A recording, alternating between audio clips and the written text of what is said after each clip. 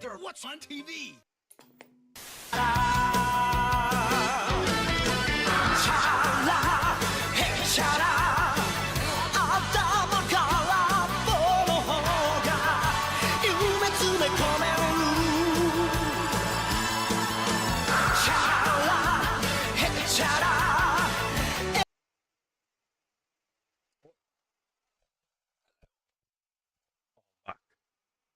Am I on? Yeah.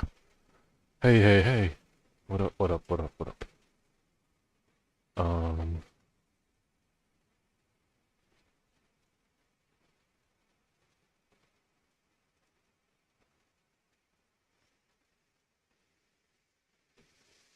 Let me fix my sound.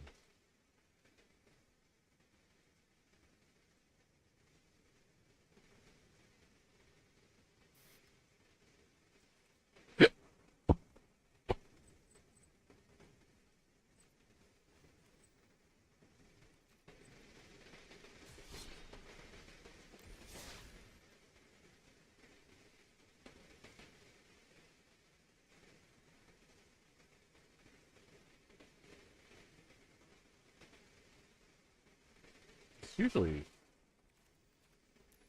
why is it?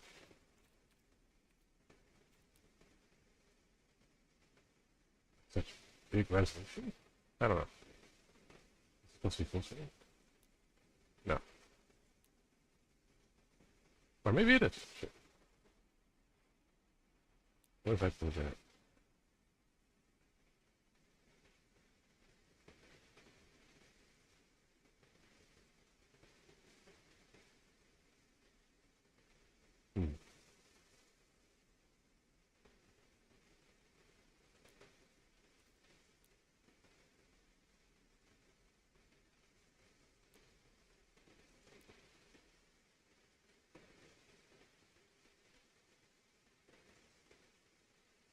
Alright,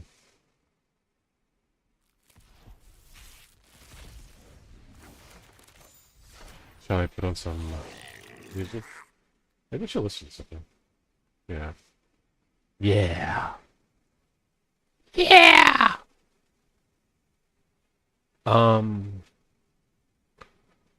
I actually, all of a sudden, because of my crippling IBS, I will have to be right back. Bio break. BRB. Commercials. Ah! Now included when you buy a Genesis system. The Super Nintendo Entertainment System. Who wouldn't want one? And Walmart has it with 2 controllers and 2 games. Super Mario World and Super Mario Kart. All for $113.97. Or pick up the compact Nintendo Game Boy. With batteries and the Legend of Zelda Game Pack, it's $49.96. Nintendo power! Walmart prices. What a combination! Walmart. Always the low price. Always. Once upon a time, there was a young dragon named Spyro. He journeyed across enchanting worlds to rescue other dragons from the spells of Nasty Mork. After battling Nasty and his minions, Spyro brought peace back to the land. Spyro Mania swept the country, and everyone lived happily ever after. Not! That feisty lizard burned herds of a sheep! Cool. PlayStation. This little piggy went to market. This little piggy stayed home. This little piggy squealed when I smoked him like a greasy slab of sausage. Go, Freddy! Join Sparkster to crush the Swine Army in Konami's Rocket Knight Adventures for Sega Genesis. Unleash your animal urges with the only possum to hang with. Peaks fly with a flash of his sword and he's rocket-powered. I love the smell of bacon in the morning. Play Possum on Rocket Knight Adventures from Konami. This is Cowabungie, and this is Cowabongo. But the turtles for your 16-bit system are Cowabunga! Holy cow, it's Turtles in Time! The cool arcade game for Super NES. Now with tasty turtle duels. And psych up your Sega Genesis with the Hyper Stone Heist and all new 3D Turtle Crash. So remember, This is Cowabingo. But the turtles for Super NES and Sega Genesis are... Cowabunga, dude. It's more amazing than Reptile Boy found in swamp. More incredible than Bigfoot marries Hollywood star. It's Super Mario All-Stars is free. I want to know how. Just get the Super NES Super Set, and you can send for a free Mario All-Stars game. I did it. Now look at me. 4 Marios in 1 delivered straight to your house by Alien Postman. You'll play every Mario Brothers made. Retouched photos prove it's true. Hurry, pick up your copy today. Super Mario All-Stars is free. You'll love it. Extra! There's always something exciting for everyone from Disney Interactive. New from Disney Interactive. It's Disney's Magic Artist, the ultimate artist workshop on CD-ROM that transforms your home computer into a magical art studio. Compose dazzling works of art with over 300 magic stamps, including your favorite Disney characters. Then watch as they're drawn stroke by stroke.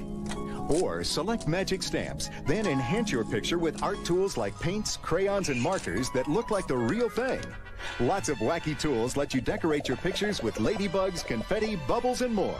You can even begin with a blank canvas and use your brushes, chalk, and finger paints to create original masterpieces. Then print your artwork out in full color or create coloring book pages and share them with your family and friends. Follow the shape around Interactive the eye. lessons from Disney artists teach you how to draw Mickey and the gang.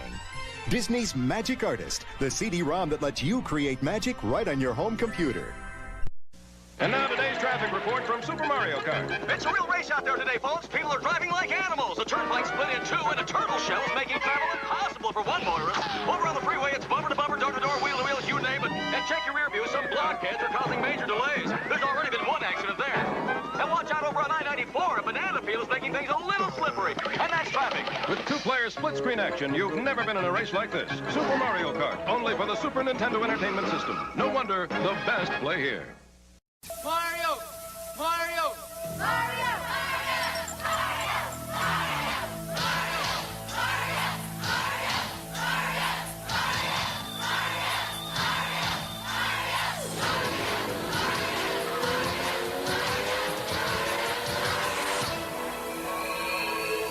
He's back. All you had to do was ask. Super Mario Bros. 3 from Nintendo.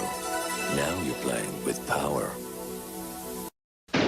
Introducing the next generation from Nintendo. New Super Mario World. Created especially for the Super Nintendo Entertainment System. It's a bit more exciting, a bit more challenging, a bit more graphic, a bit more colorful, a bit more realistic, a bit more levels, a bit more secret, a bit more enemies, a bit more friends, a bit more sound, a bit hotter, a bit cooler, a bit weird, a bit more revolutionary, a bit more Mario, a bit more of what you want. It's 16-bit, and it's yours only if you get new Super Nintendo. Now you're playing with power, superpower. Genesis does. 16-bit arcade graphics. You can't do this on Nintendo. Genesis does. 16-bit sports action. You can't do this on Nintendo. Genesis Does. Genesis Does. Genesis Does. Genesis Does. Genesis does. Get Joe Montana free, Pat Riley free, Buster Douglas free, Super Monaco GP free, or Collins free.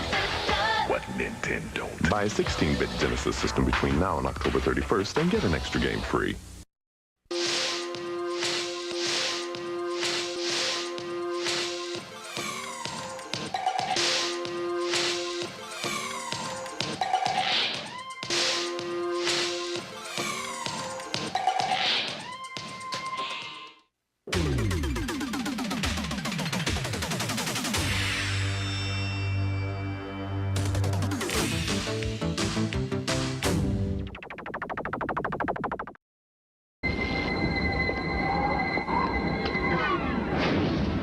Decide to step up to this kind of power, this kind of challenge, this kind of flying, crashing feeling. When you decide to get serious, there's only one place to come. The games of Super Nintendo. No one else creates this kind of experience, because no one else creates these kinds of games. Now you're playing with power, superpower.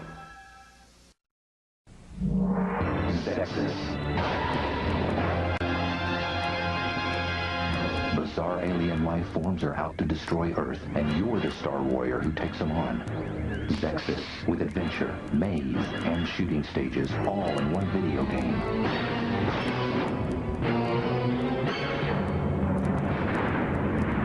unexpected, space spectacular. Look for it today. By Hudson Soft for Nintendo. Alright, I'm back.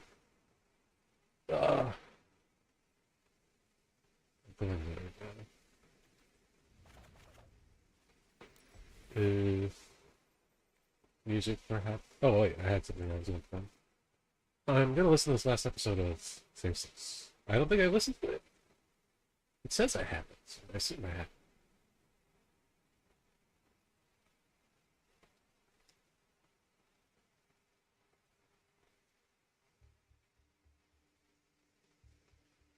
For the last 2.5 years, my life has been all about the Faceless Man.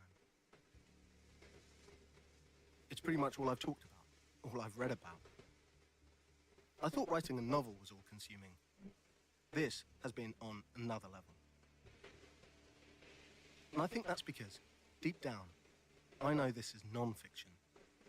This podcast is about something that actually happened to real people. One of my first conversations was with Setsuko, Mikio Miyazawa's mother, grandmother to Nina and Rei. And talking to her, it really got to me. The way she smiled as she recalled the memories of her lost son. What a thing to hear a 91-year-old woman say that all she lives for is to know why her family had to die. She's such a brave woman, and after all these years, she deserves answers. Thinking back to that, I realized maybe I'd lost sight of the goal. There's so much detail in this case, so many elements I've explored, theories which may or may not be true, and I've pulled at every single thread to see where it would take me. And maybe, in all that, I'd lost myself a bit.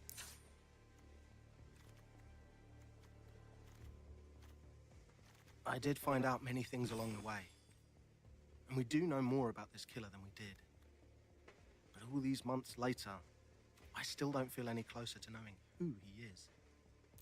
When I started out, my objective was to give the Faceless Man a face. So, in many ways, I'm back at the beginning. I told you up front, this was a paradox. That for every explanation, there was another one to contradict it. So in this episode, I'm going back to the one thing in this case which I believe can give us answers. DNA.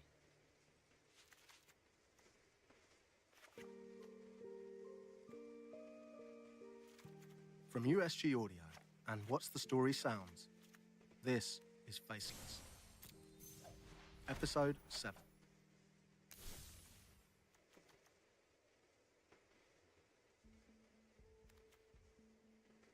Alright, so let's rewind to episode 2. I told you then, the killer's DNA was left all over the crime scene.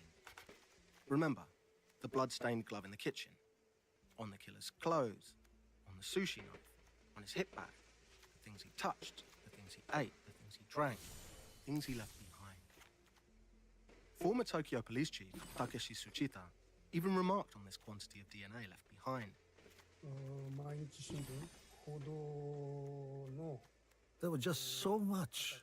Normally at the crime scene, you need to look carefully for tiny clues. You don't always know what you're looking for. But here, it was everywhere. In every room, the killer left his clothes behind. We had fingerprints, we had blood, we had his bag, a knife. In all my years as an officer, I've never seen a case with more evidence to collect. I told you how the TMPD publicly refused to talk about the killer's DNA. The test results had been leaked, revealing a mix of East Asian and Mediterranean ancestry. That the genetic markers told us he was more likely to be Korean than Japanese. And that's about all the DNA had been able to reveal. The chief went to great lengths to explain to me just how limited police in Japan are when it comes to using DNA. One of the difficulties of the investigation is that we are facing so many questions. Why did the killer leave so many fingerprints, so much DNA? Why did the killer pick that spot? Why did the killer kill this entire family? and we haven't really been able to narrow down as there's no clear motive. DNA and fingerprints will, however, point to the killer's profile, but there's no legal framework in Japan for DNA-based investigation. So the only way currently to catch him by DNA would be if he was arrested by the police for another crime. Then we could match the DNA from the crime scene to his DNA. In Japan, you can only match DNA to DNA. You cannot build a profile where DNA can be used to identify someone. Japanese law prevents the police from doing anything other than the most basic DNA match. In fact, it's so prohibitive that police in Japan aren't even allowed to ask experts from other countries what it is that they do. The Japanese police cannot ask American police about what methods they used in their DNA reconstructions and in their DNA investigations. But I would love to talk to scientists or read articles, receive any information about what methods are used, what sort of data one needs to provide, what sort of evidence one needs to provide. I would like to know the methods and the data that's needed to do facial reconstructions in these thorough DNA-based investigations. Now, I find it incredible that there isn't this kind of communication in place already. Then again, if the law prevents police from using more complex techniques, then I suppose what's the point in understanding them? But none of this stopped me from finding out what the Japanese police are missing. So, I reached out to Colleen Fitzpatrick. She's a leading forensic genealogist and pioneer in the development of forensic genetic genealogy for solving violent crime and cold cases. We met for coffee about an hour south of LA, where her company, Identity Finders International, is based. And she gave me a crash course in just what's possible today. Conventionally, the police collect evidence from a crime scene. They review the evidence. They extract DNA from those pieces of evidence. They send it to the lab. The lab makes a profile of that DNA. The profile's uploaded to a database with similar profiles, and they look for a match that's already in the database, which may indicate who the criminal is. And then if they don't get a hit, then generally the investigation starts, and the police sometimes collect DNA samples from suspects that they compare to that crime scene DNA to see if they find out who did the crime. What Colleen has described is what does happen in Japan. It's a straightforward process, which hasn't changed for the last 30 years. It's all based around testing 20 markers in your DNA, a standardized system. And if the 20 markers on one sample match the 20 markers on another, well, it's 99.999% certain. Though the DNA database is pretty thin, Tokyo police did put the faceless man's DNA into it, and there was no match.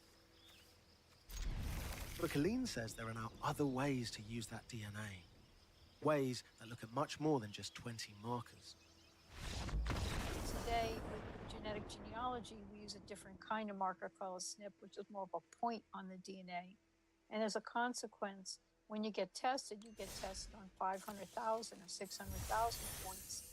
And it becomes not so much a one-to-one match, but how many of these points you share with other people in the database. The more you share, the closer you're related.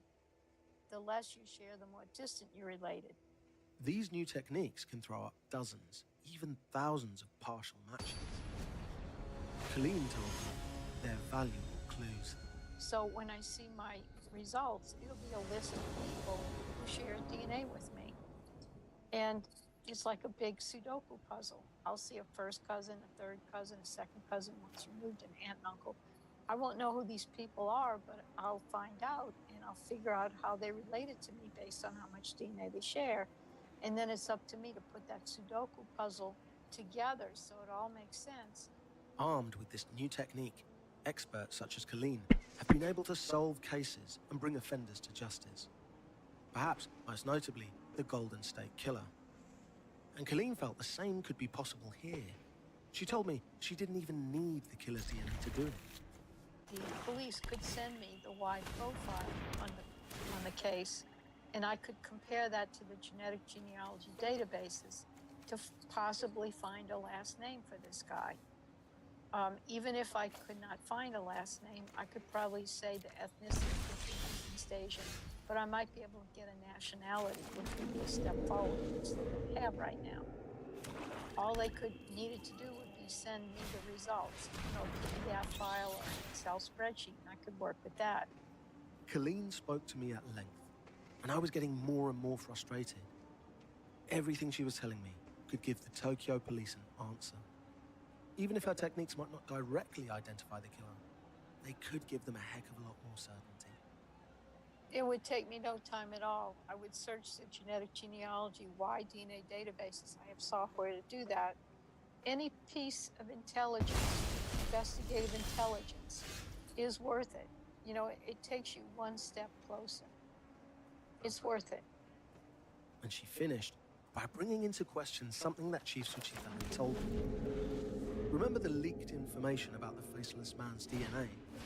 Information which led me to believe he's mixed race, half East Asian and half Mediterranean. Well, Colleen said that interpretation was likely wrong. Now, that doesn't mean he's half East Asian and half Mediterranean. It just means that the two single gender lines, the direct male line and the direct female line, have those ethnicities. The mitochondria, it's going back forever. So it's mother's mother. Keep saying mother as many times as you want. It could be his great-great-great-great-great-great-grandmother. We don't know. It could be his mother's Italian, which means it's a recent immigrant. But it could have been Marco Polo's sister, who went to China or maybe Japan with him, and that was 2 years ago, and she stayed there, and she married into the Japanese culture. And so today, if you saw the mother, she looked completely Japanese.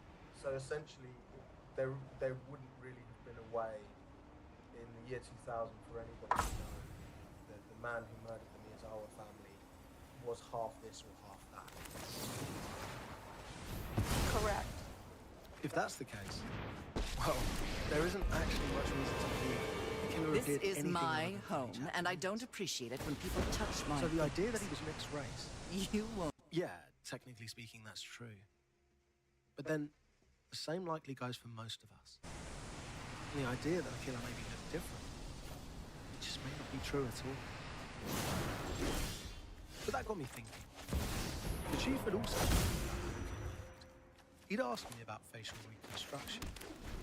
Now, Kalina told me the DNA test could reveal eye color and hair color of a suspect. But what she hadn't told me was that DNA could create a reconstruction of a face.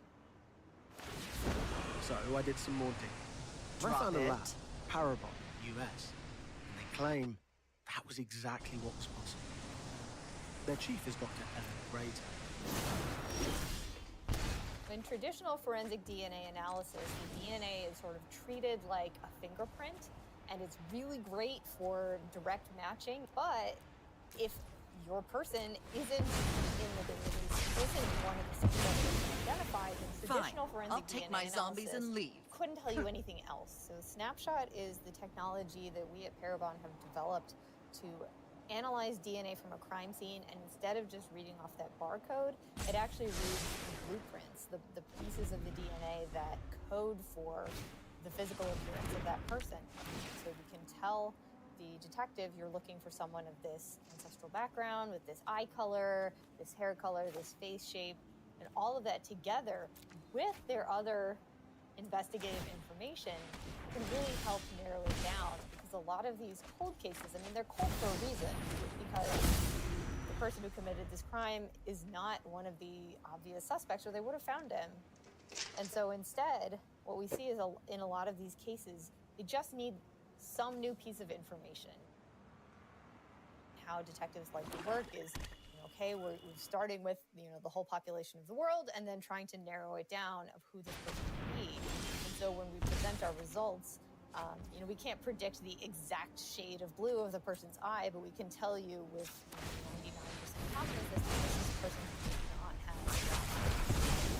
And so detectives can use that information to prioritize, who should we be looking for. We do produce a composite, so the predictions that we run produce a three-dimensional, basically a three-dimensional shape of that person's face, as well as predictions of their skin color, eye color, hair color, and level of freckling. And then we have a forensic artist who has to put those pieces of information together, turn this person has blonde hair into an actual composite of a person with blonde hair. Okay, wow.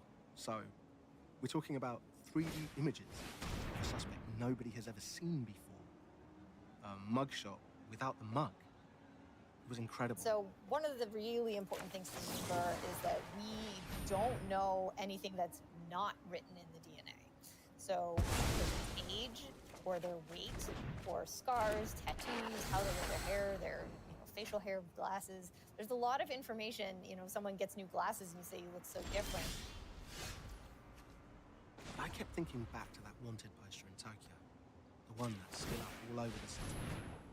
The one that shows the clothes of the person's mannequin. How much stronger of a chance would there be in recognizing him if the public could see not just what he wore, but to look into his eyes?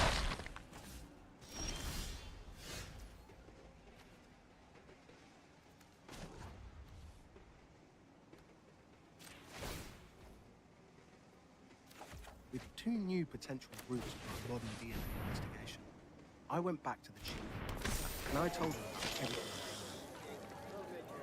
I offered to introduce him to the lab as expert, to see for himself the techniques that are happening right now.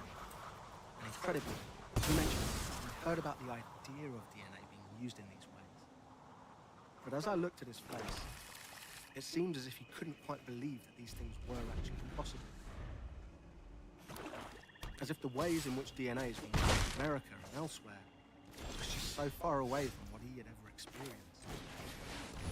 Yet, despite the possibilities, the chief reiterated, without a change in protocol, without a change in the law, none of these new techniques would ever be allowed in Japan. Really what we are doing is appealing to society. And we are asking everyone in Japan to put themselves in the shoes of the bereaved. I ain't got no hand. Think of their pain and think of what they can do to change the situation. The police don't request DNA from the public because of privacy reasons. But I ask them to think of the privacy. I don't think I have anything. Fuck me. I should have one more. Zero privacy. Change that the chief wants is a new legal framework which allows DNA to be used in certain cases beyond the strictly one-to-one way which is currently employed. We have sent the petitions. But the police don't want to. They don't actually want the establishment of a legal framework. Why? Because it's too much hard work to create this legal framework. The head of the police has his effectively. Oh, Johnny. He has a career to think about, and he's only in post for a limited amount of time. So he wants I to am take but on one tasks voice that out he of can many. achieve during that time. Let me It's little show wonder you that how to Yasuchita is fight. frustrated. He wants Let me show you how to suck a a few dick. weeks later, he organized a press conference.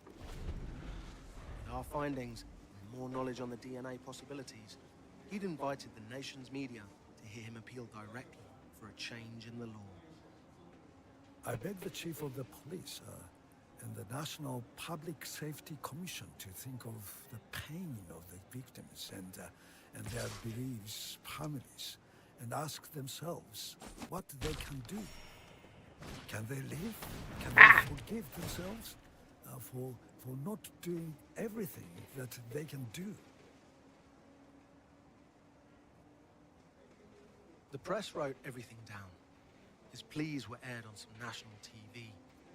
It's amazing to think that press conferences like this even need to happen. That a nation like Japan needs to have a campaign to raise awareness of the power of these investigative techniques. Then you can't forget that this is a cultural issue. Privacy is sacred. DNA is yours and yours alone. And that's always been the way. Change maybe isn't so easy. The press conference ended in a maybe unexpected way. Chief Tsuchita was joined by others from the charity Bereaved Families of Murder. They've joined together to give these pleas more clout. Because if one bereaved family isn't enough to change a law, then how many will it take? The group also announced the release of a new song, which they hope will raise public awareness of their plight. Damn.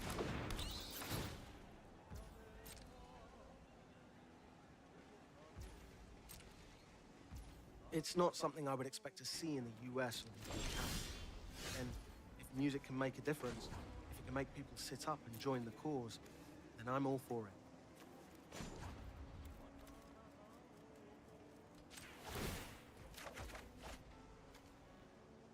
Listen closely, and you'll notice Chief Tsuchita lending his voice to the track. The chief told me he won't give up, but it could take 2 or 3 years at least to get this True in strength place. comes from within. Time is running out. I spoke to Setsuko as I neared the end of my journey.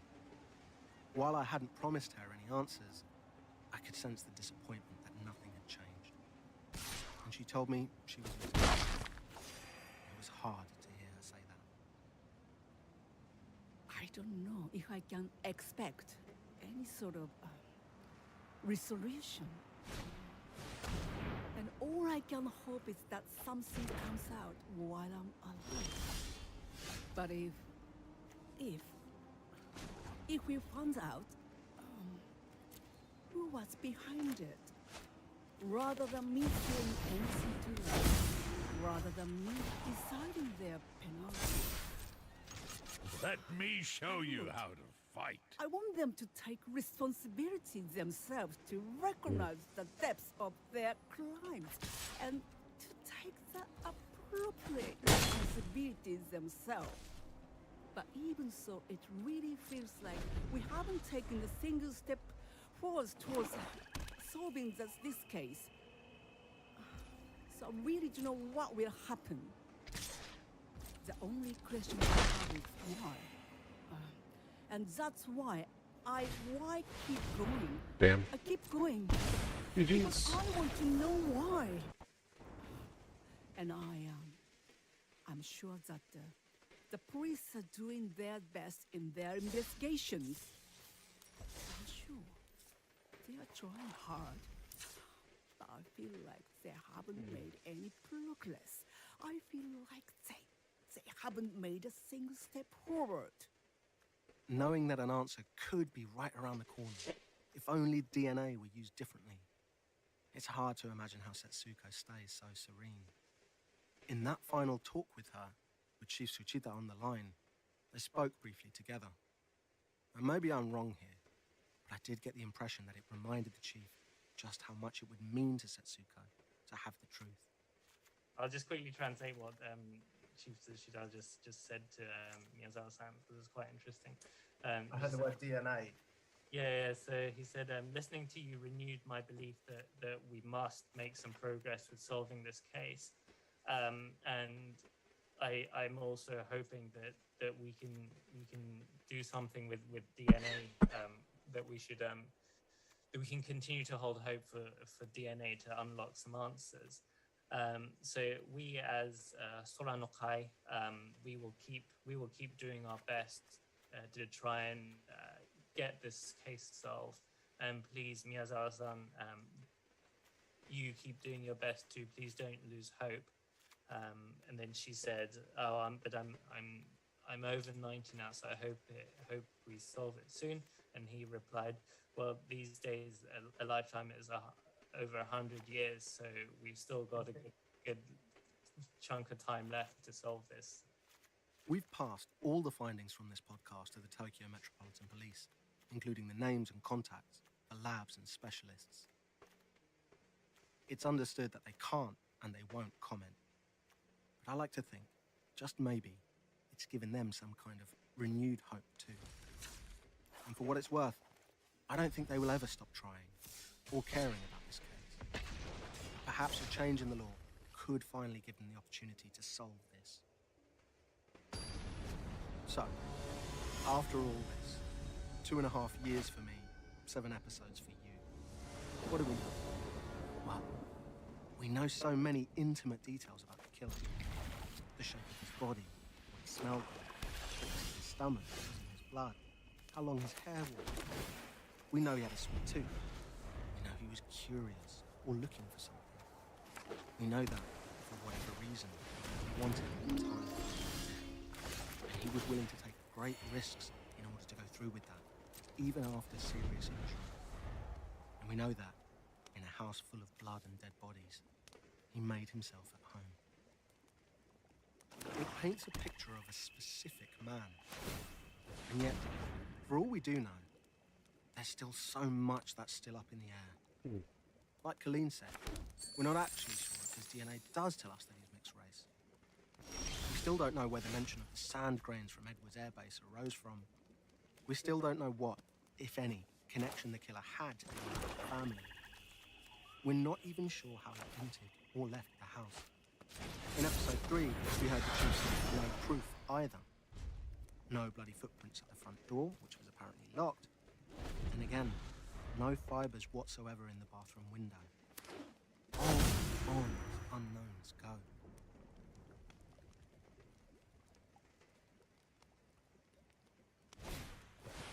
Like I said at the beginning, this is not a mystery. It's a paradox. And it still is. And it seems as if it always will be until a breakthrough is made.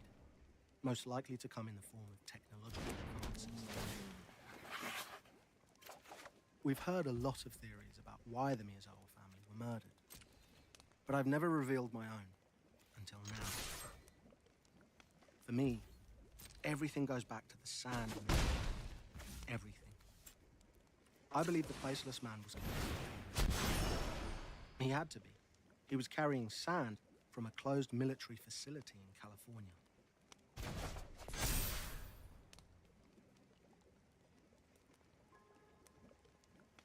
The chief couldn't explain how the killer's DNA mixed with American sand in that bag.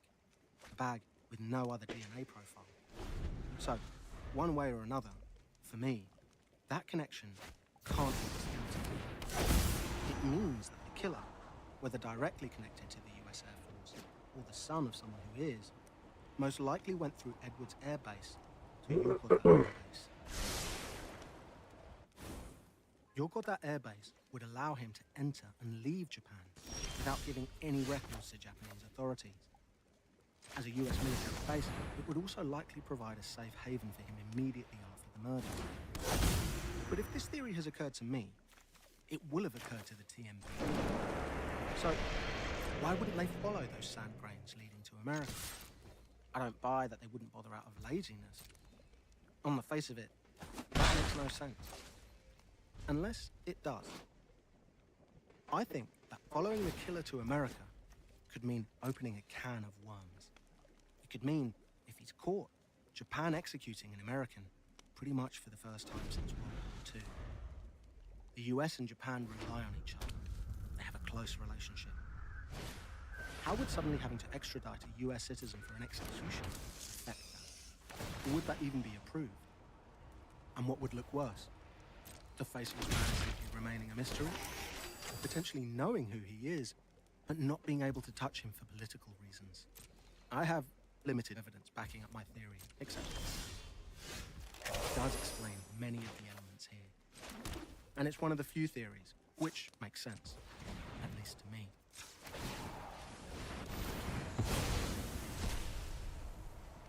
I first came across their case years ago in a hotel lobby in Tokyo, just because I was jet-lagged.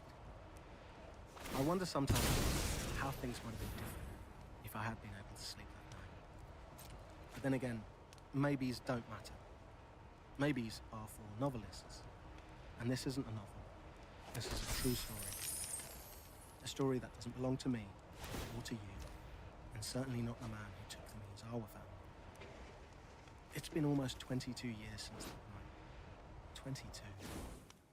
Nina would be almost 30 years of age right now. Ray would be well into his 20s. Mikio and Yasuka would be nearly 30. Had Setsuko would even be a great-grandma, living out her days, surrounded by love, not hoping against hope for horrific answers. The man who did this has to pay for that. The world gets smaller and smaller for him each day. The DMPD will never give up. Nor will Setsuko. Nor will Chief Tsuchita. Nor will I. There is hope for the day when this man is finally dragged out from the shadows and forced into the light. Until then, while he remains faceless, I hope that the faces of Mikio Miyazawa, Yasuko, Nina, and Ray are seen, are remembered, and are never forgotten.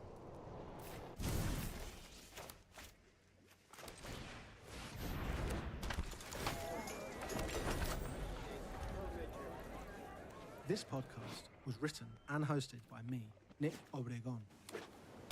My producers for Watch the Story Sounds are Daryl Brown and Sophie Ellis. In Japan, my producer is Ryushi Lindsay. Sound design by Tom Bruins. Our music is composed by James Warburton and KPM Music. Our USG audio team includes Josh Block and Jennifer Sears. This is a USG audio podcast in collaboration with Watch the Story Sounds. If you have any information or leads on this case, please email faceless@watchthestorysounds.com or reach out to us on Twitter. And if you've enjoyed this series, please leave us a rating and review wherever you get your podcasts. And check out more USG audio podcasts at usgaudio.com.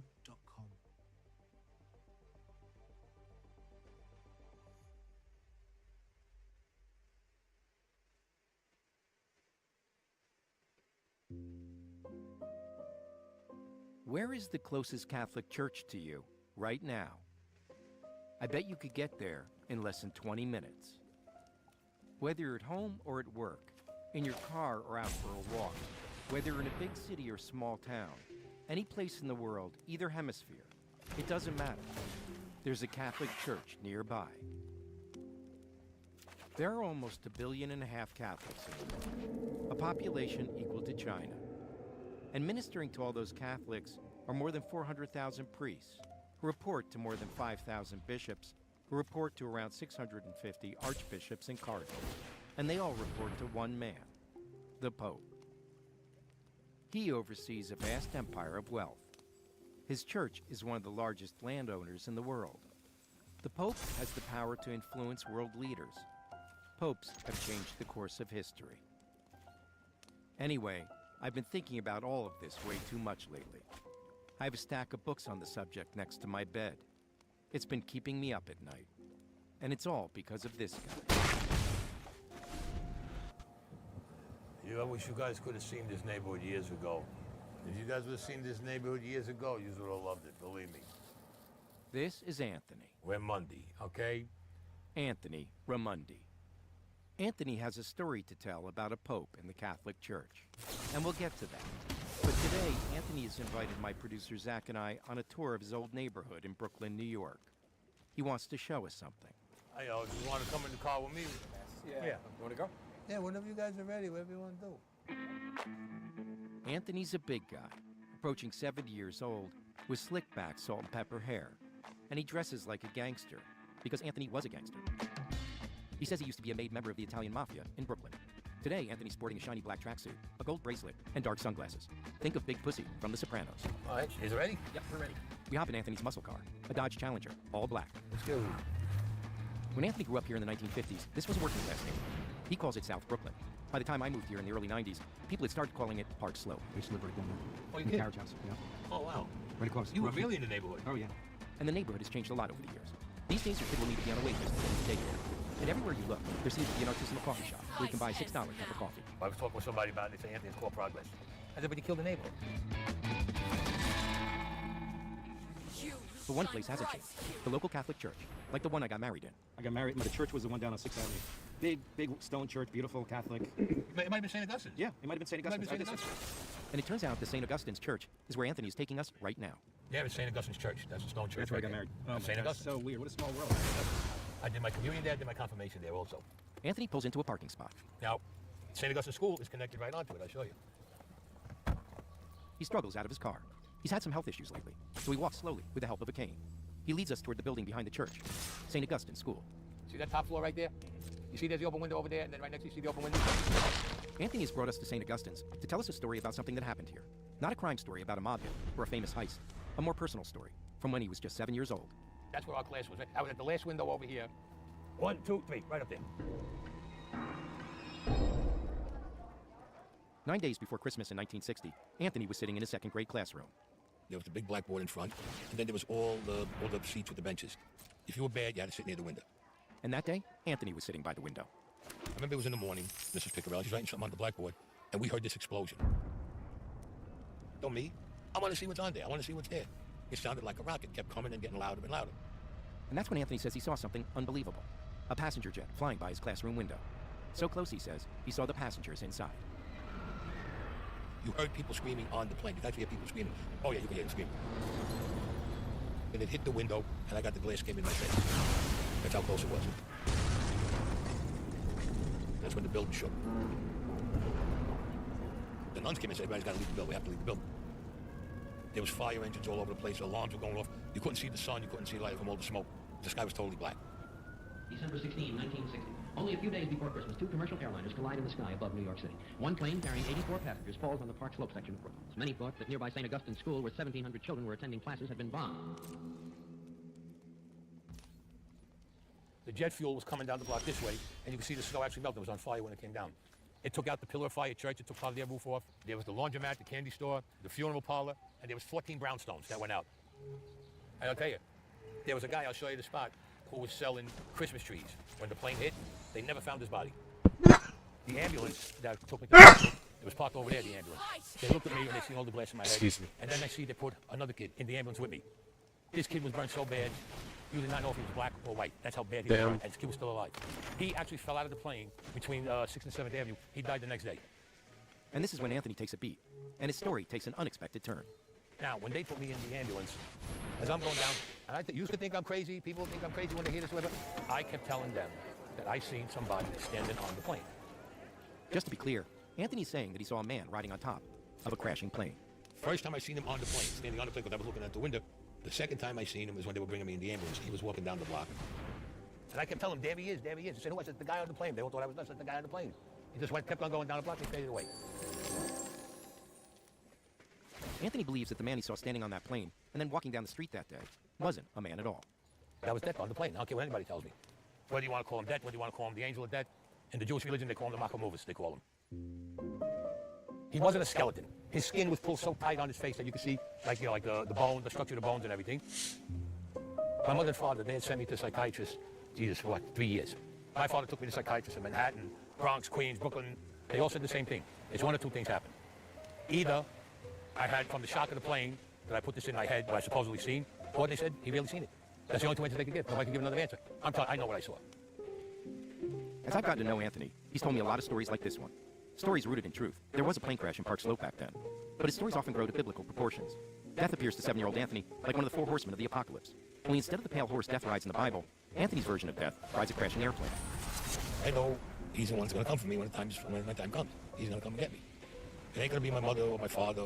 No, it's going to be him. I'm telling you, it's going to be him when I go. That much I do know. And Anthony tells another unbelievable story, one that he thinks will come back to haunt him on Judgment Day. It's the story that's been keeping me up at night, about corruption and murder at the highest level of one of the world's oldest and most powerful institutions, the Vatican. You know what's going to happen to me when I die? I'm going to go to heaven. God's going to say, nah, fuck you. You killed one of my popes. Nope. You're talking about killing a fucking pope.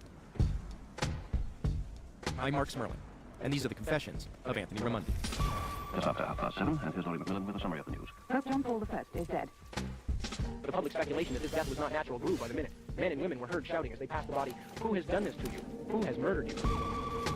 When is a central bank not a central bank? When is a private bank public and a public bank private? Sound mysterious and full of secrets? Well, that's the Vatican Bank. The Vatican Bank over the last 100 years or so has not been without scandal, certain dirty dealing, certainly money laundering. If the mafia wished to bring some of their clean money into Italy, they used Vatican Bank channels. The Pope Luciani was contemplating cleaning up the Vatican Bank. Well, obviously he passed away before he was able to do it. He only lasted 33 days. You may have seen the movie Godfather 3. Yeah, it's sort of loosely based on what happened during that time. You don't mess with mafia. Chapter 1. Genesis.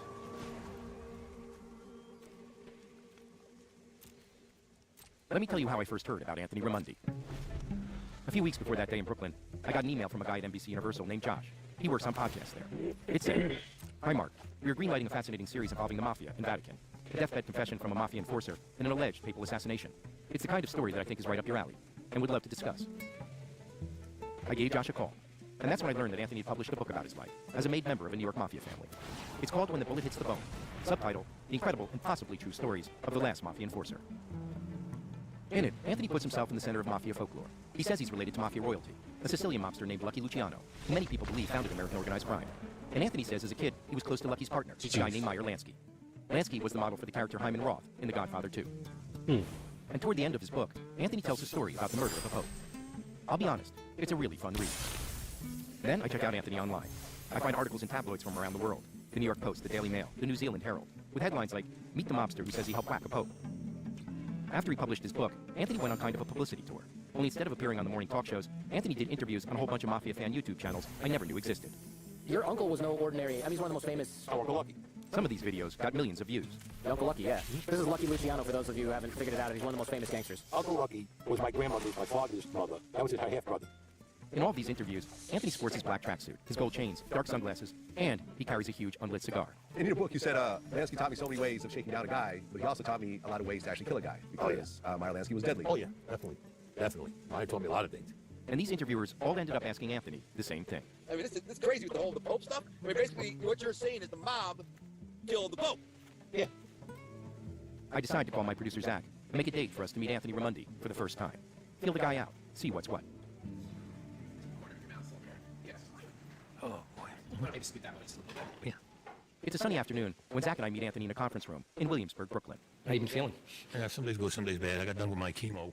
Anthony's sporting his usual attire and the cigar. It's crazy. Ever since I got the COVID, I haven't been right. I was in the hospital for it. I don't remember my first 6 days. I didn't think I was going to make it. Meanwhile, I had to get 2 transfusions because my blood levels keep dropping. I wound up getting an infection. Then they put the pacemaker in. But it's like my father says, or my father used to say, no matter what you do in this world, you're going to pay a price. After he died, I realized what he was talking about. Yeah, what is he talking about? It don't make a difference. If he turns around upstairs and says, yeah, you did this good, but I don't like what you did here, well, you're going to have a little bit of a problem now. After Anthony talks about his latest health problems, I ask him to start at the beginning, when he was growing up in Brooklyn. Now, my grandfather had the house on Baltic Street between 3rd and 4th Avenue. It was 8 family, but it was only family living in there. It was like me, my mother, my father, my grandfather, my grandmother, my Aunt Nanny and her husband, my Aunt Judy and her husband, Uncle Frank and his wife. So it was all around here when you were a kid? Oh, yeah. Everything goes back to the old country. By old country, Anthony means Sicily. Now, we had an Uncle Ralph Guido. Uncle Ralph was a member in the Black Hand. And by Black Hand, Anthony is talking about the Sicilian Mafia. My grandfather Frank Castle was, my grandfather Antonio was. They were old school, these guys, and I'm telling you, seriously, old school. Whatever they say they done, they say, who said they're killers and they killed this guy and that guy. To me, it was my family. This is all I knew.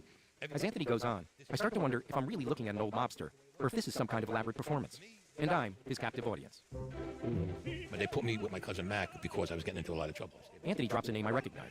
Mac, as in Yoooo Macintosh, a notorious mob enforcer. He brought me down to the Diplomat, and Joe Colombo came in one day, and Tom DeBella was there. There was the Colombo family, Scappy, everybody's there. So first time I went, it quickly becomes clear that Anthony remembers every mobster he ever met. I saw Joe Mayo. They called him Yogi. And their nicknames. They called him Top because he was Top's already done. This guy, they called him Catfish. Frankie, I forgot his last name, but they called him Frankie Blue Eyes. He's in the Witness Protection Program. He remembers every spot in Brooklyn where all his stories took place. The Cadabra Club was on 3rd Avenue between 85th. And we went to Honey's Garage. Honey had a place on Cavill Street between 3rd and 7th. It was the Desiree After Hour Club. Cousin Max says, he goes, come on, he says, 7th Street and 5th Avenue. And Anthony got into a ton of trouble. I got arrested, my Uncle Frank got arrested, his girlfriend got arrested, my Uncle Sal got arrested, my Aunt opens up his jacket and I see he grabs the gun. I just picked it up and I just emptied the whole gun. Okay, I'm screwed. They pulled their head on, my mother's gonna have to have a close off and fat with adults. Maybe crazy, but I ain't freaking stupid.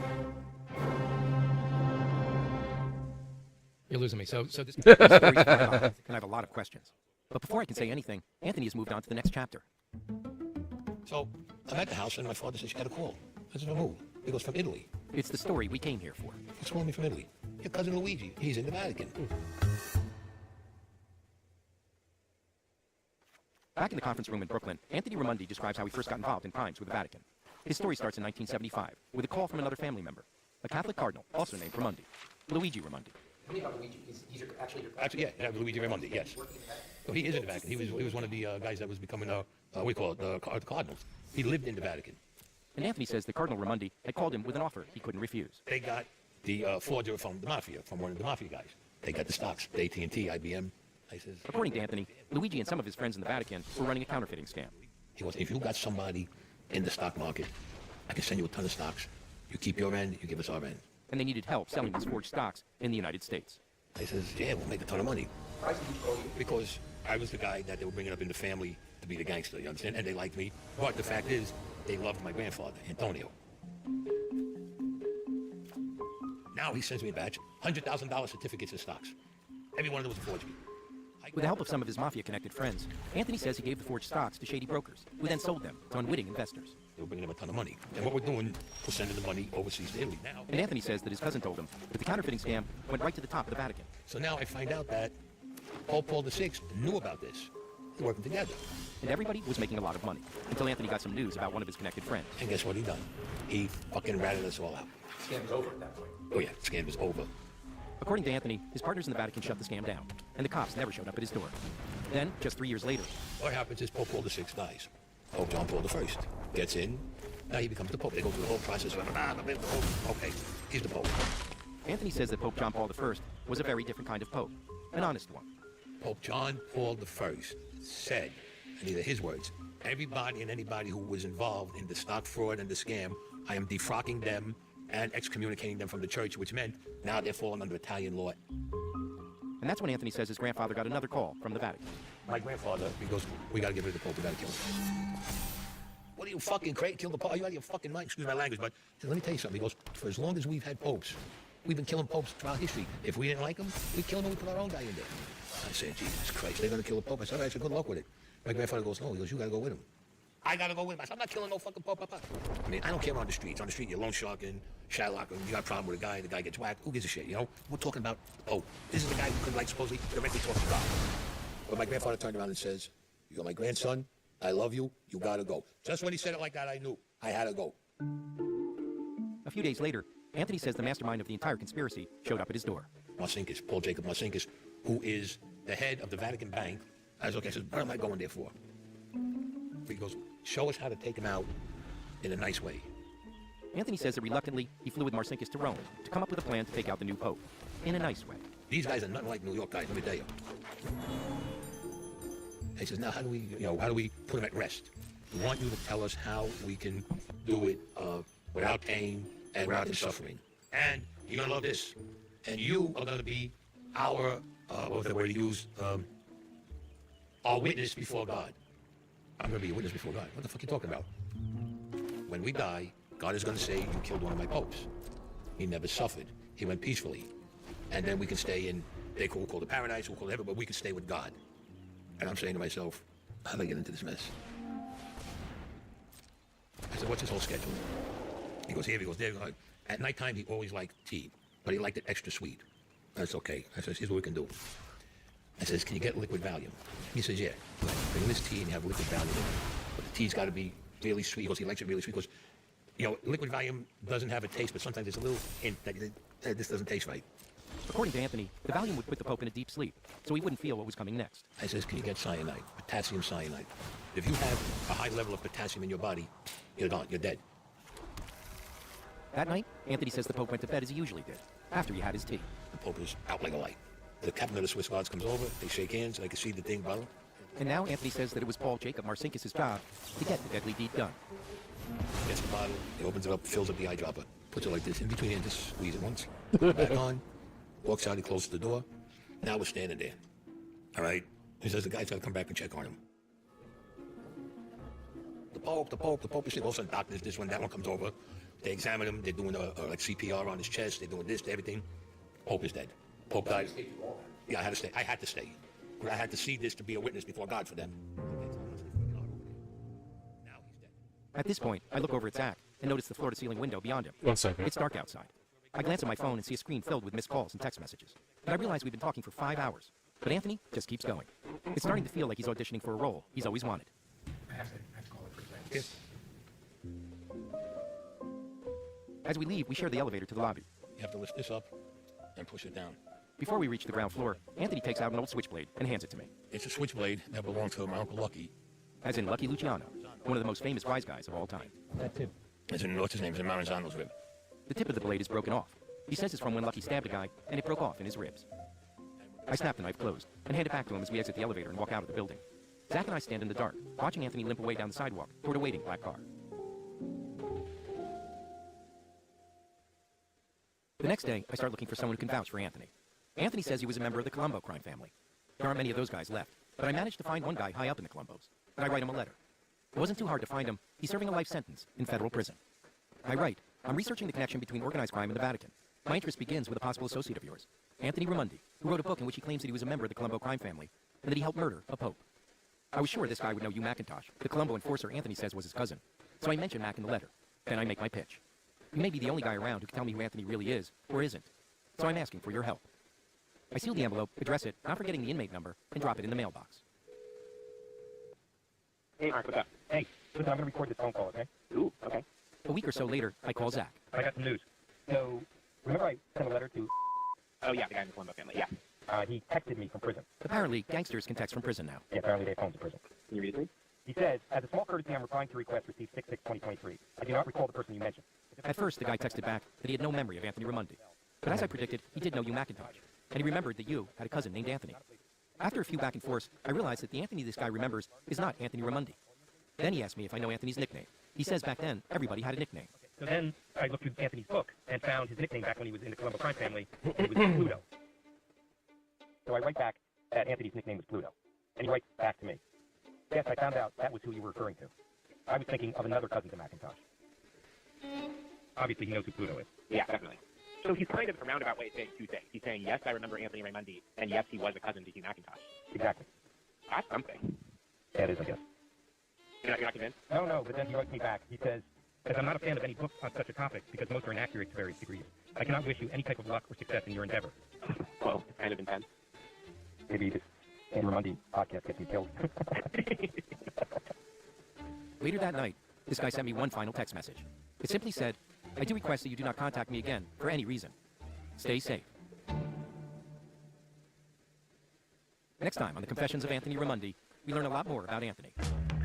So I took him in, and he just started to get wiser and wiser and wiser and doing more and more and more, and he wound up with them. What can I say? You remember his name? Pluto. And we learn a little about Pope John Paul I. Huge clown climber. Oh, was he really? Yeah. He scaled his last, a mountain outside of Trento about 6 or 7 months before he died. So he was a fit guy. Right. The Confessions of Anthony Raimondi is a USG Audio and Truth Media podcast in partnership with Clockwork Film. The show is produced by Lexa Burke, Kenny Cusiak, and Kevin Shepard. Zach St. Louis is our senior producer. Mark Smerling, that's me, is your host and story editor. Executive producers are Josh Block from USG Audio, Jamie Cohen, Naomi Harvey, and Rob Huxley from Clockwork Films, and me, Mark Smerling. Scott Curtis is our production manager. Production support from Josh Malongi at USG Audio. Fact-checking by Dania Suleiman. Sound design and mixing by Kenny Cusiak. Music by Universal Production Music, Marmoset, and Kenny Cusiak. Our title track is Big Fish by Kenny Cusiak.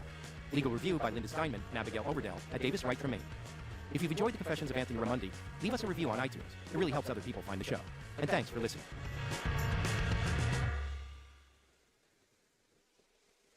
Okay, I'm gonna switch that one. I'm gonna go to the PlayStation.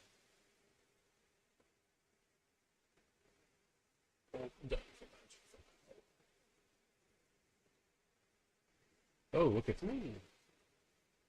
What are you doing? What are you doing? Why is it?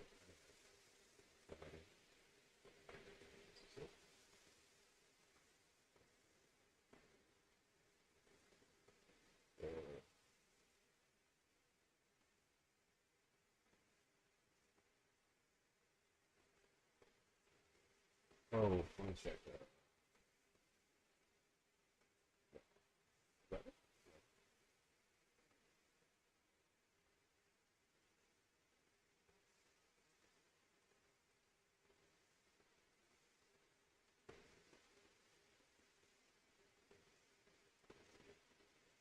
My window kept on for some reason.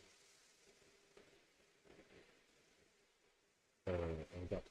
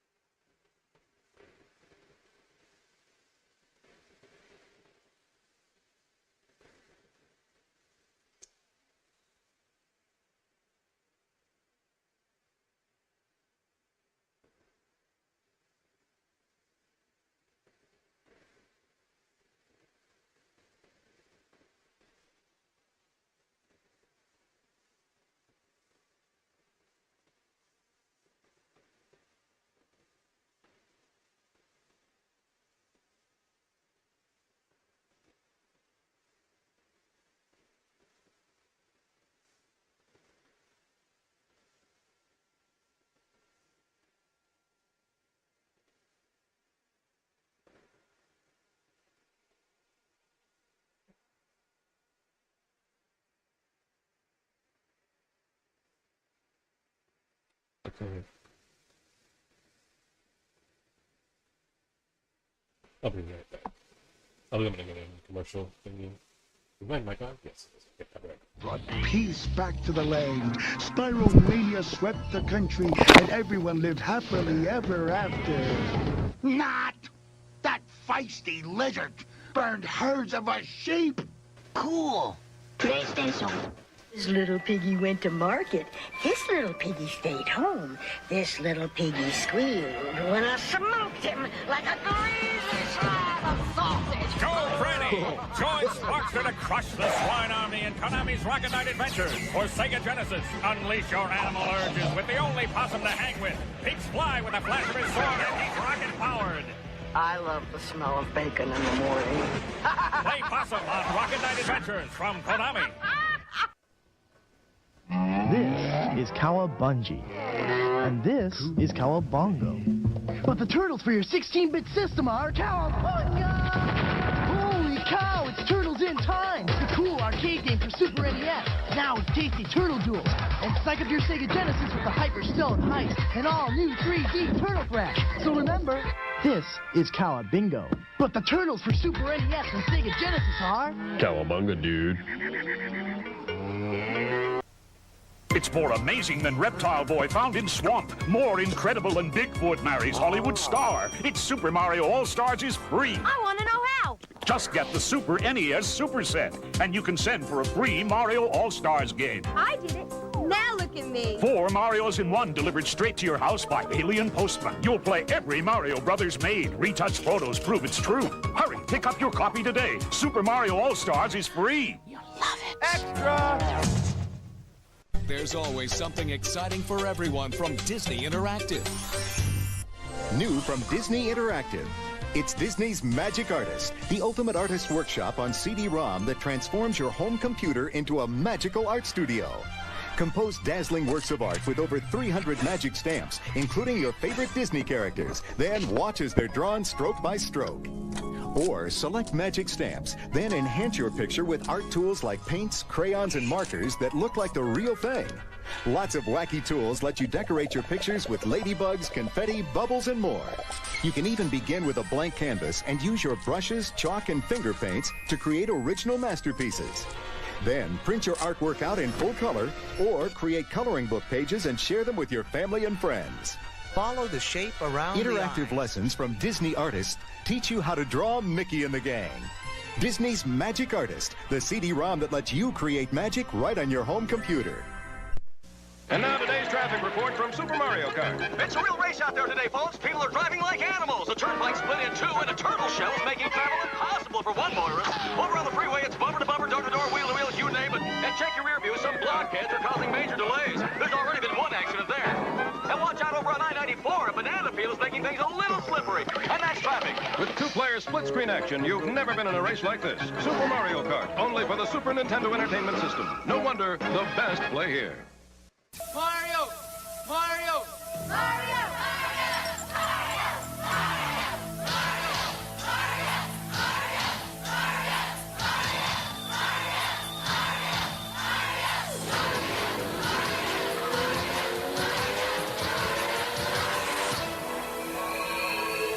He's back. All you had to do was ask. Super Mario Bros. 3 from Nintendo. Now you're playing with power.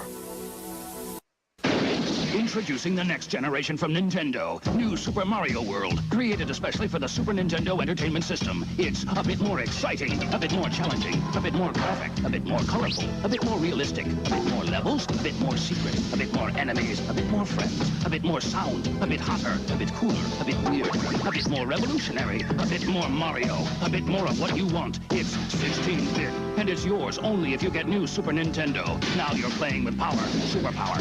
Genesis does. 16-bit arcade graphics. You can't do this on Nintendo. Genesis does. 16-bit sports action. You can't do this on Nintendo. Genesis does. Genesis does. Genesis does. Genesis does. Genesis does. Get Joe Montana free, Pat Riley free, Buster Douglas free, Super Monaco GP free, or Collins free. What Nintendo? Buy a 16-bit Genesis system between now and October 31st and get an extra game free.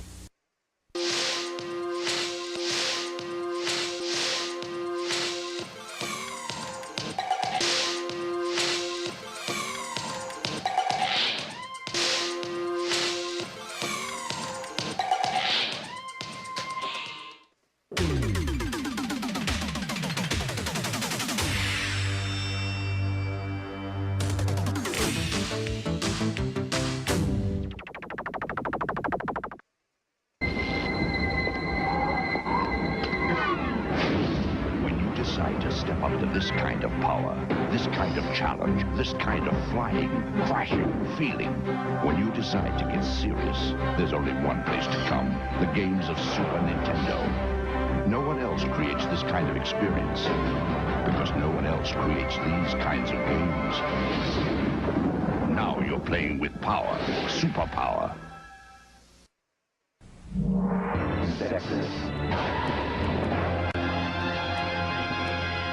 Bizarre alien life forms are out to destroy Earth, and you're the Star Warrior who takes them on. Zexus, with adventure, maze, and shooting stages, all in one video game.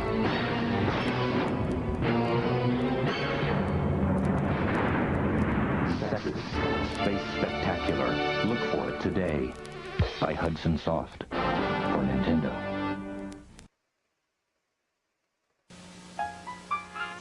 Young Bobby Engels has a problem. He needs to earn the respect of his peers. So he gets Sega Genesis, the ultimate action system. And then he buys Mortal Kombat, the arcade edition, and the all-new Shinobi 3, and Marvel's X-Men. Now, things are pretty much okay. I said chocolate chip. Say it. Say it. Good, don't bend too hard on the legs. Yeah, that's close enough. Okay, who knows what a two-point landing is? Ooh, sorry. Okay, is this bad? I got a tangle. All right. You, Joe! What are you? I got an idea. What? Yes, you can do this. Now, Joe! He's training for his biggest adventure yet. Oh, yeah. He's ready. Come on, bust me! Yeah. Joe! I say you got the insurance for him. Thanks, Rod. Yeah, thanks, Rod. PlayStation. Yeah. We're getting calls about a wild party over here. Know anything about it? I didn't think so. Which one of you jokers goes by the name Mario? It's me! Could you step outside, please? Welcome to Mario Party, where you and 3 friends battle it out all night long. With 6 adventure boards and 50 mini-games, this party's just getting going. Mario Party, only on Nintendo 64. But it's me, Mario! Yeah, tell it to the judge. Get in or get out. Today's assignment, photograph the elusive Pokemon. How do you do it? You're gonna be fast. Ah, missed him. And you better be good. Great pictures. That's the name of the game in Pokemon Snap. You can go to a participating Blockbuster store, print out your best shots, grab an entry form, and mail it to Nintendo's Take Your Best Shot contest. The best shot wins an Australian safari for 4. And there's lots of other great prizes. $3 per sticker page. Many will enter, few will win. Hang on, it's gotta be fun. Pokemon Snap. Take your best shot. Something incredible is happening that will give Sega Genesis even more power. Game Genie now works with your Sega Genesis system in most games, like Sonic the Hedgehog, Kid Chameleon, Toe Jam, and Earl. Game Genie for Sega Genesis. Excellent. Yo, video game dudes, talk to me! This is Game Genie from Camerica, the awesome video game enhancer for your Nintendo Entertainment System. Attach it to most of your video games. Double Dragon 3 or Super Mario Bros. 3. Game Genie, the video game enhancer from Camerica.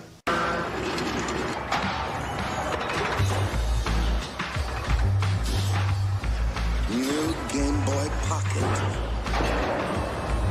It's smaller.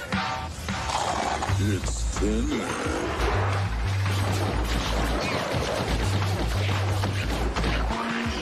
And now, it comes in 6 high-impact colors. Danita Stokes, president of HAG. It's bad enough that Sega Genesis has the most 16-bit games, but this new Sonic the Hedgehog, oh, he really dusts my doilies. They say he's incredibly fast. Well, what's the hurry, mister? And about his attitude. Smarty pants! Why can't it be more like that nice boy Mario? Oh! Little brat! Sonic the Hedgehog, now included when you buy a Genesis system. The Super Nintendo Entertainment System. Who wouldn't want one? And Walmart has it with 2 controllers and 2 games. Super Mario World and Super Mario Kart. All for $113.97. Or pick up the compact Nintendo Game Boy. With batteries and the Legend of Zelda game pack, it's $49.96. Nintendo power. Walmart prices. What a combination. Walmart. Always the low price. Always. Once upon a time, there was a young dragon named Spyro. He journeyed across enchanting worlds to rescue other dragons from the spells of Nasty Mork. After battling Nasty and his minions, Spyro brought peace back to the land. Spyro Mania swept the country, and everyone lived happily. I didn't realize my mic was still on. I'm back. Let me get my audio on.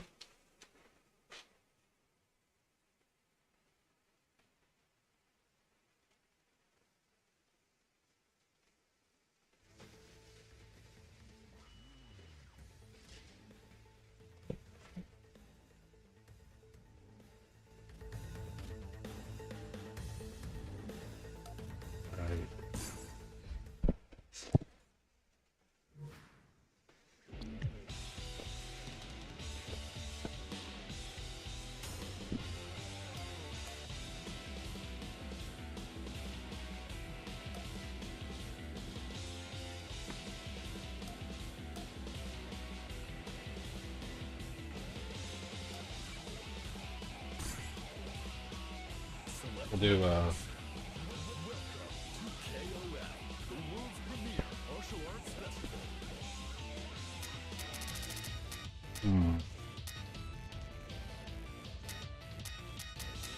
This is good last one.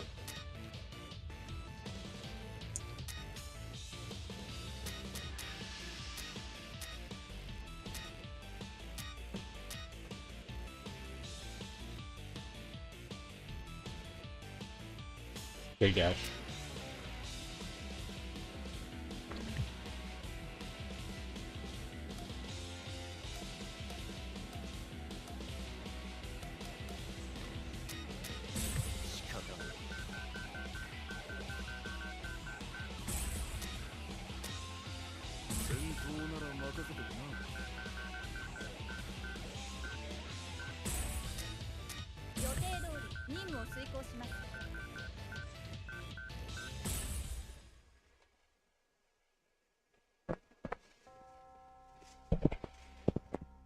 Select order.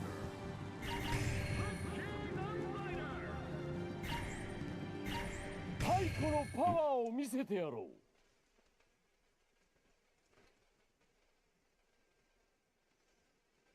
And we're off. Which team will bring the heat?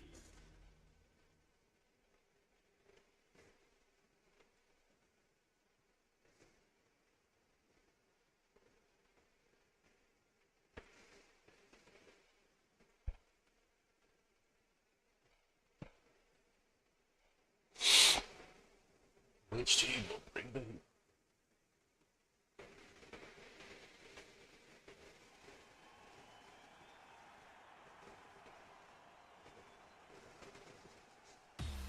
Watch out, humans.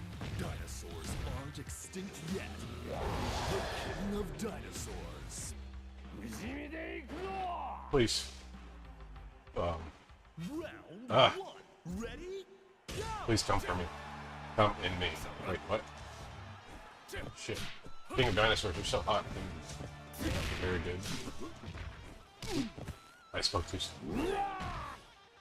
What is your deal, K-Dash? What is your new move? What is that? That looks kind of like a Dalsim move.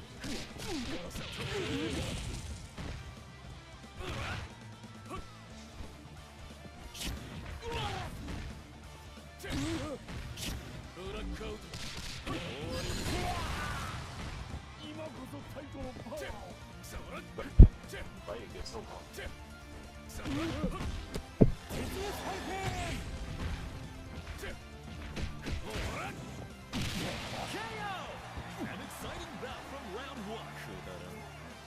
They changed his animation for his like teleport thing, didn't they?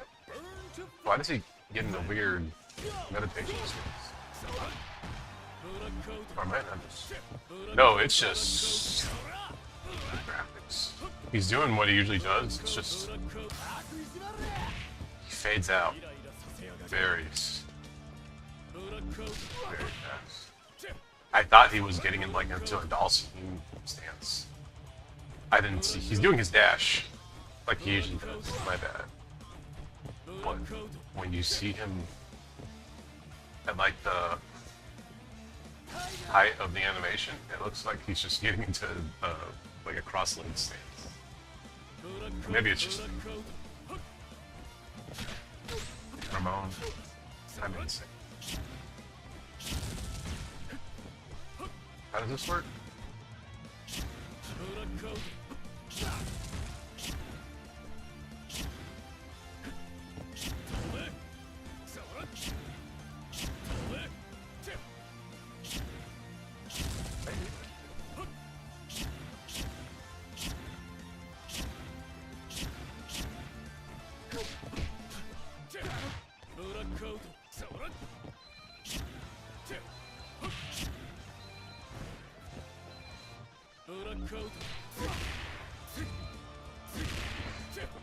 Gotta do it.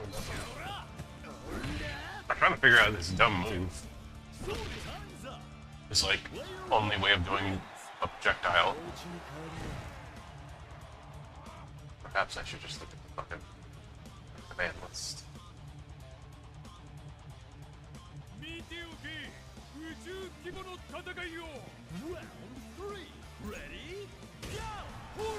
Out of here.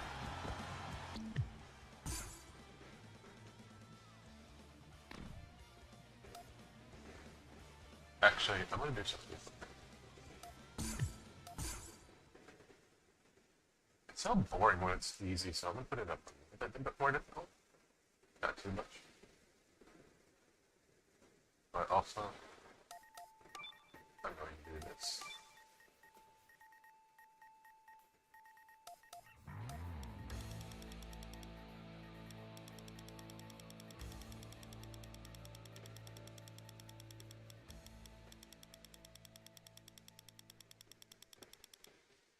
Not that I hate this music.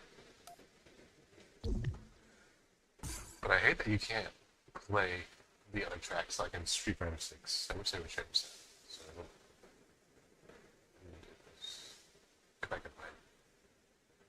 Should be on here.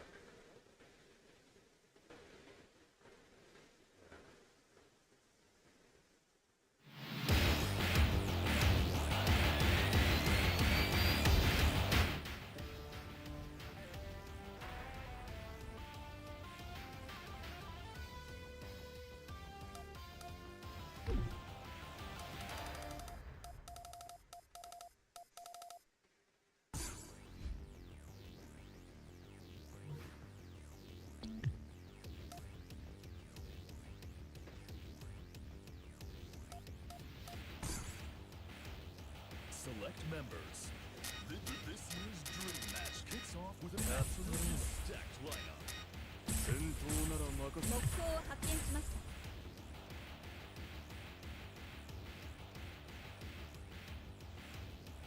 Select order.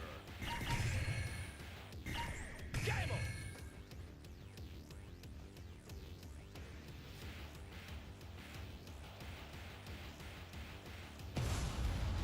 See how this drama unfolds!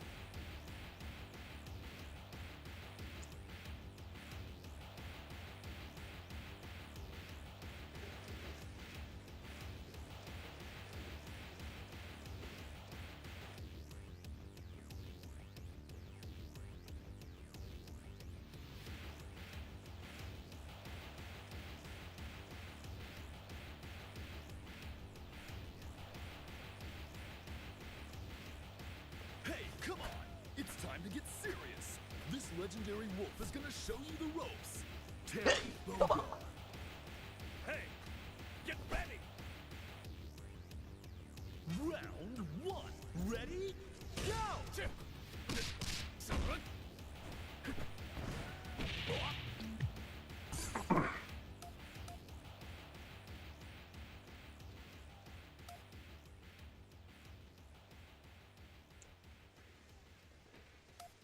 I see.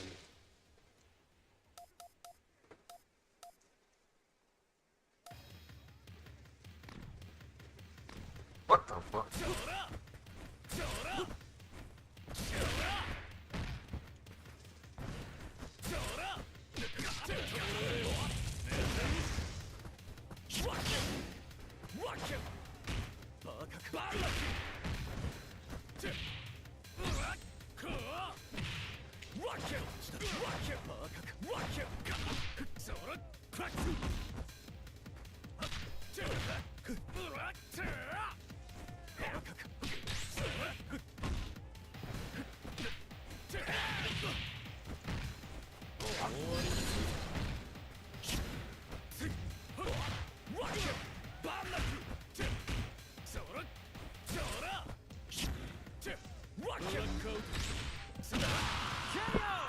Player one takes an early lead.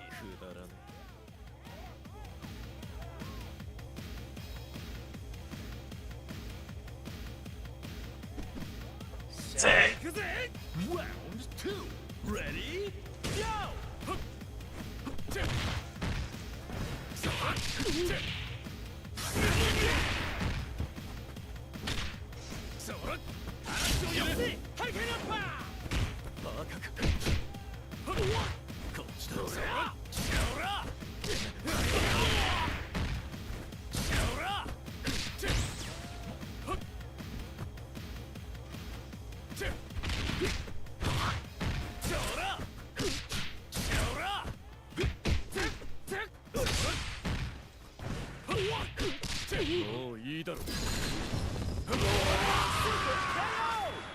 Not looking good for player two.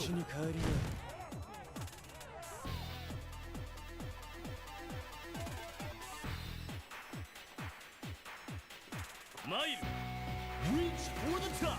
Ready? Go!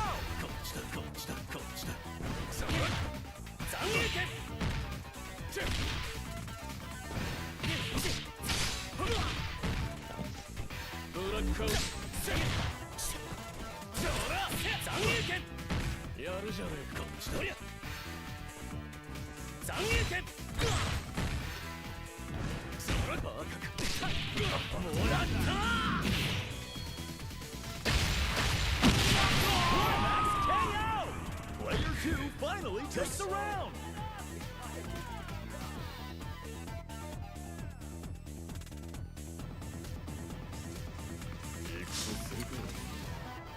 Round four. Ready? Go!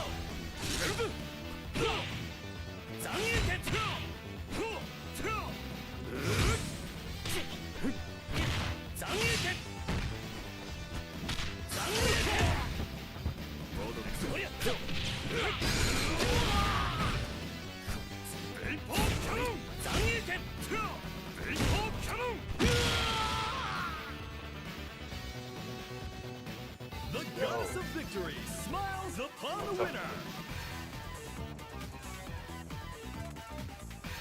Activated X 20 times. Sweet. You have a willpower?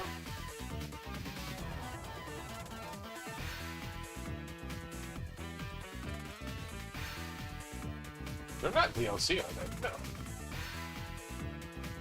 Select order.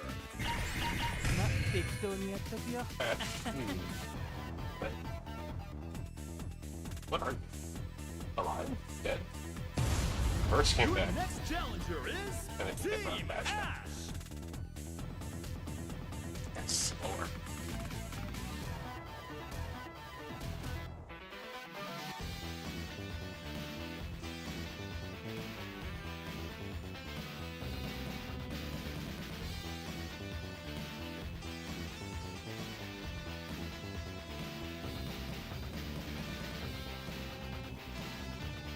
His emerald flames hide a devilish smile.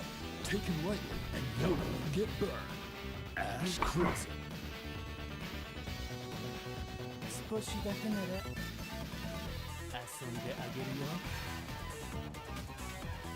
Round one. Ready? Go!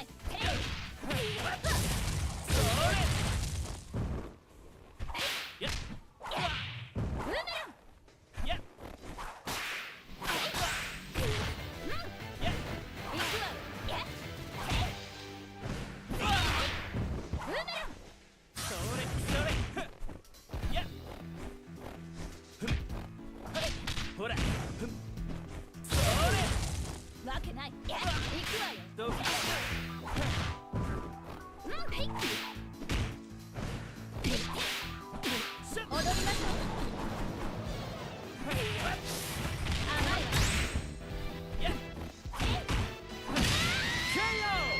Player one won't give up that easy.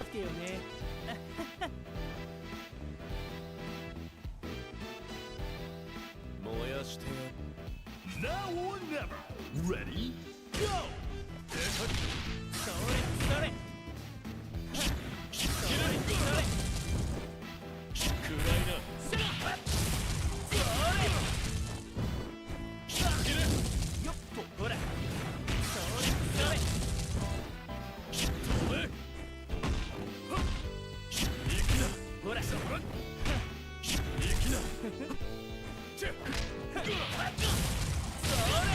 That's bad shit. He's soloing everybody. Not looking good for player one. Help. Max. Round three. Ready? Go!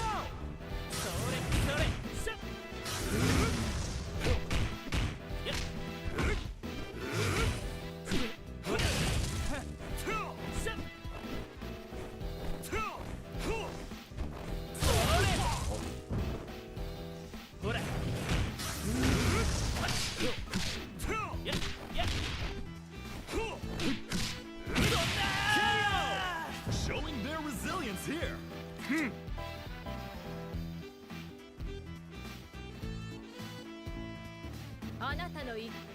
Burn to fight. Ready? Go!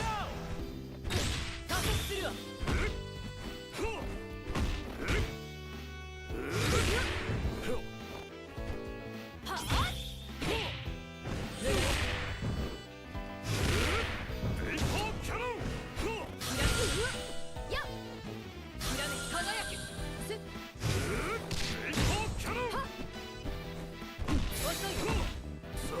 Baseball cannon! Baseball cannon!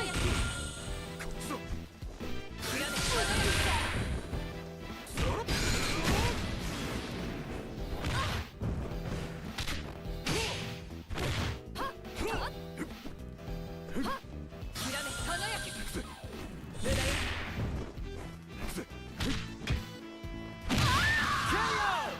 Player one claws back to match point.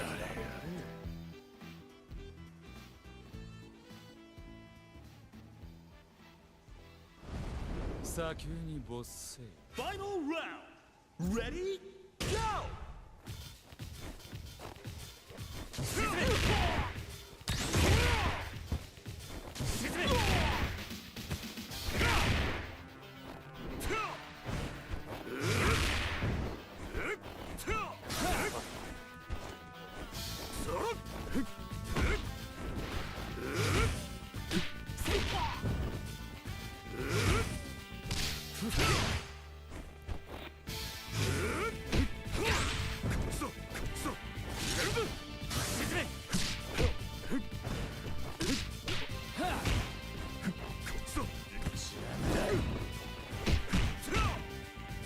Come on.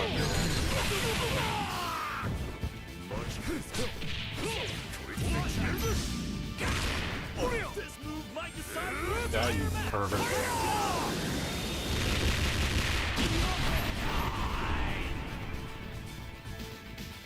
That was a nail biter. Keep an eye on this matchup. Winner! これじゃ新しいデータも得られそうにないな。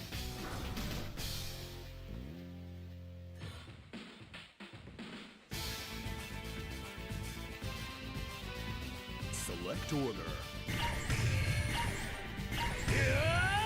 やるぞ!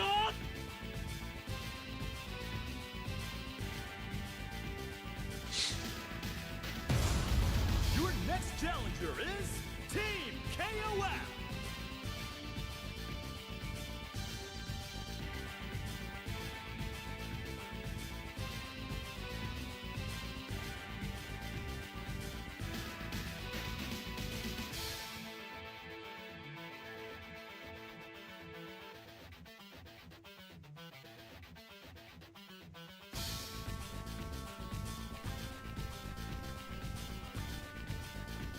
Is he finally worthy of the Kusanagi mantle?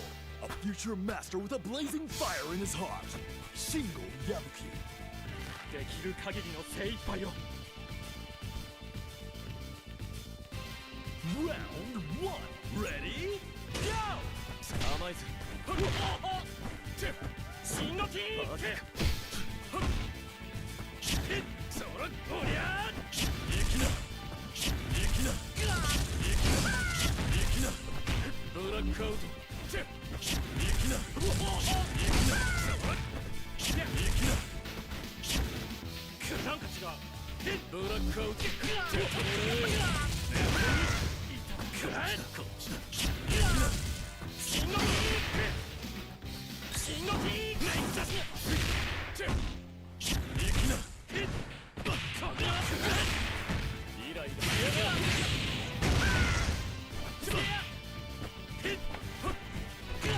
ブラックアウト。くらえ。行きな。こっちだ。おっと。KO! And player one clinches the first round.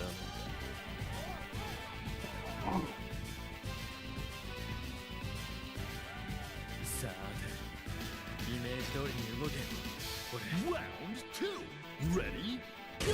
こっちだ。そら。行きな。そら。国だろ。行きな。行きな。そら。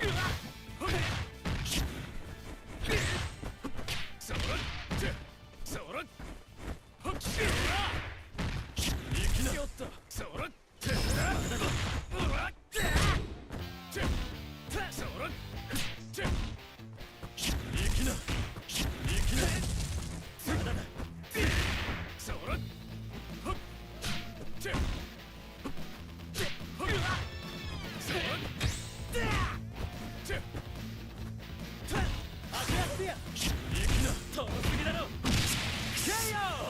Is this fight already over?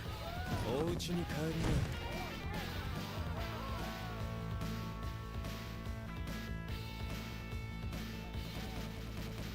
精霊の導きがあらん。 Burn to fight. Ready? Go! こちらへ。こちらへ。逃がさない。逃がさない。逃がさない。逃がさない。行きな。こちらへ。逃がさない。逃がさない。追い込む。こちらへ。逃がさない。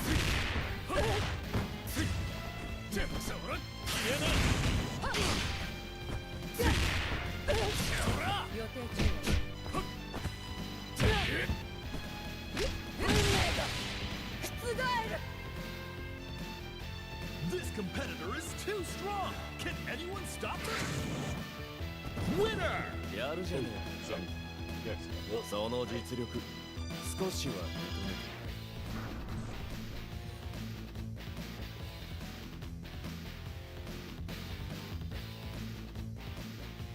Select order. さあ、任務開始。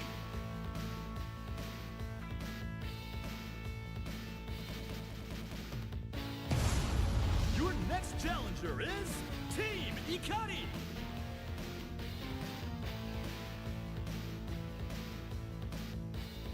K-Dash is really fun.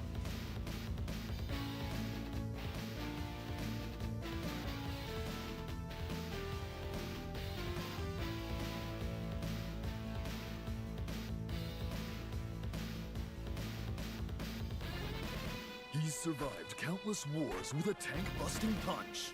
A true one-man army. Ralph Jones. Alright, bring it on. Round 1. Ready? Go!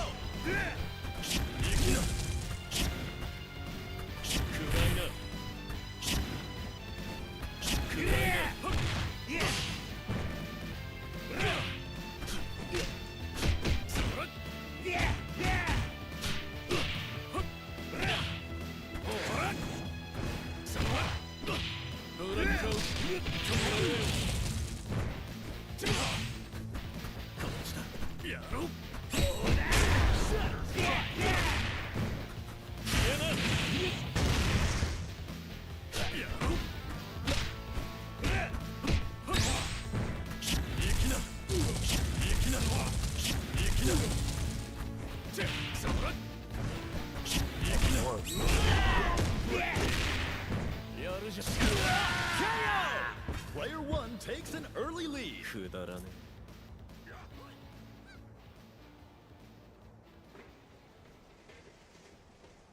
Mission start. Mission Now or never. Ready? Go! Aisha.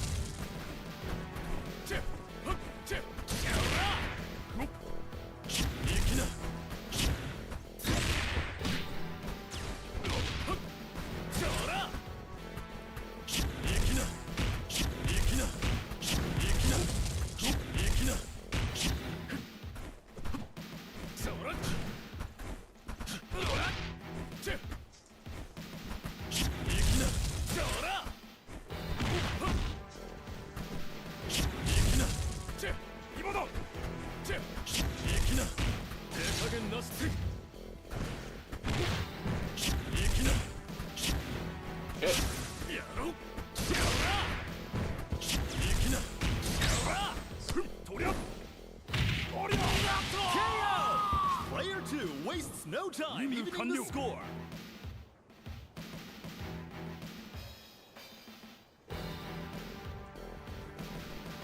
Stand your ground. Ready? Go!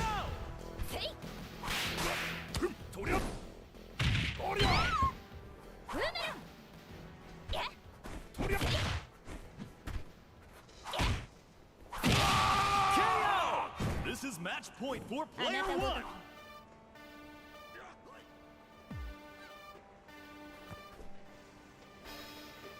Round 4. Ready? Go!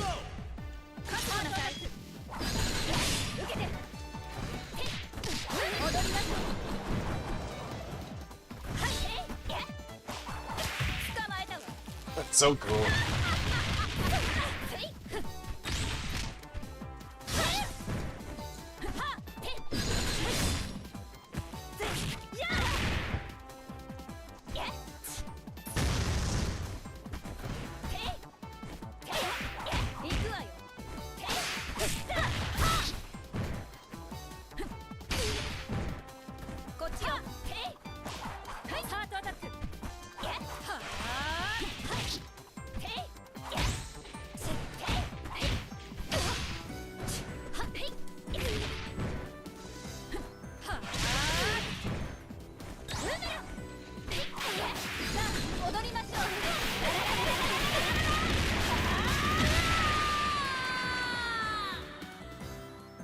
This is just the start of a new worldwide legend! Winner! 訓練の時よりもキレが良くなってる。でも成長してるのはあなただけじゃないのよ。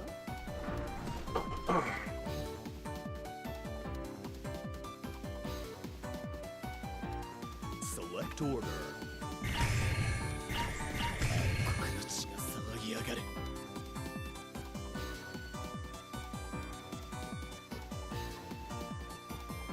To the semifinals we go! Both teams are at the top of their game.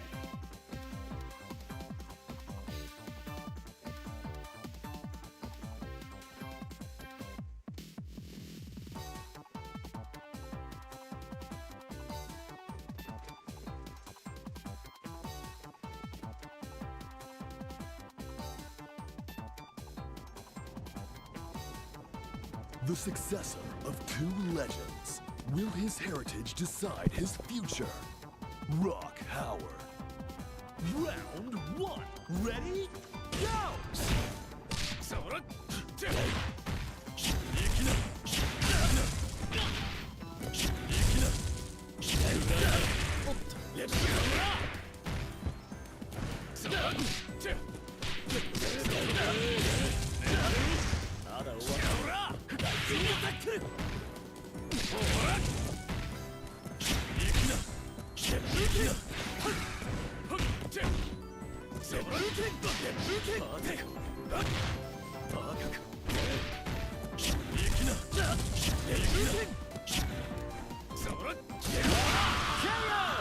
An exciting bout from round 1.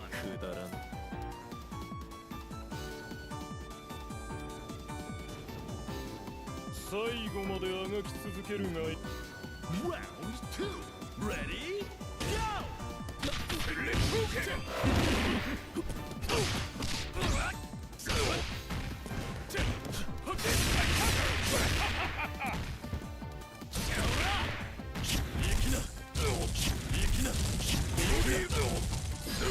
What was that?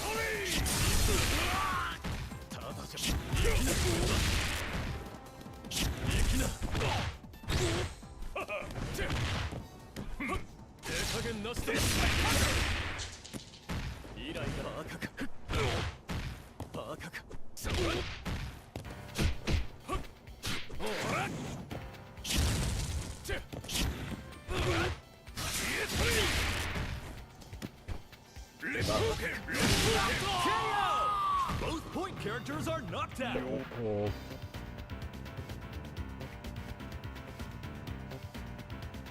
Round 3. Ready? Go! KO!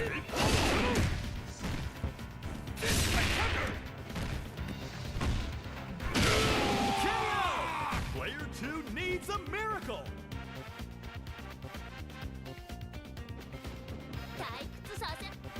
Reach for the top. Ready? Go!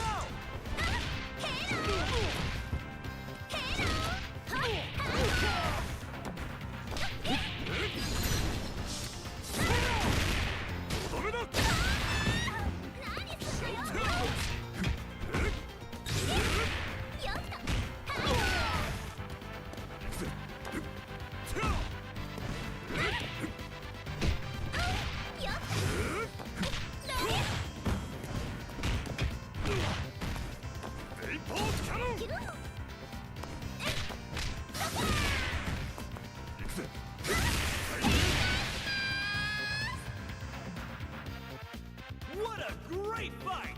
Mad respect to the winner! Winner! ネイルが傷んだって言われてもな。嫌なら次からは手袋でもして。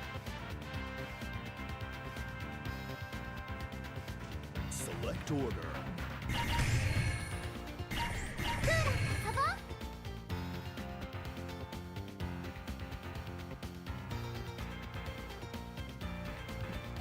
The stars of the show are all here! Time for the final showdown!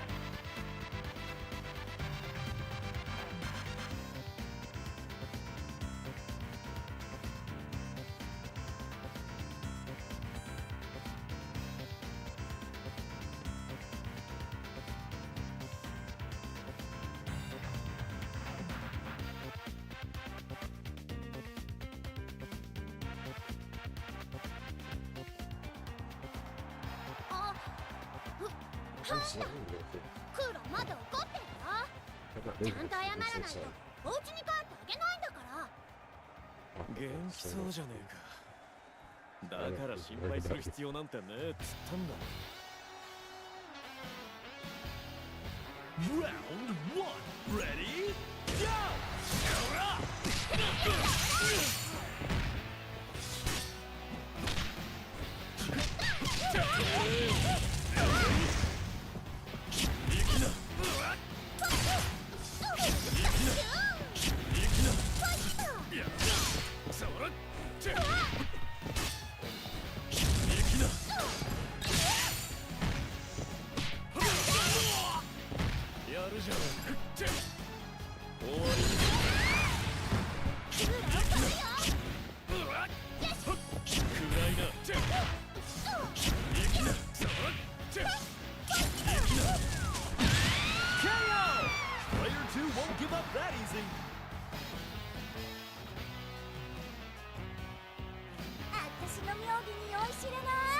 Burn to fight. Ready? Go!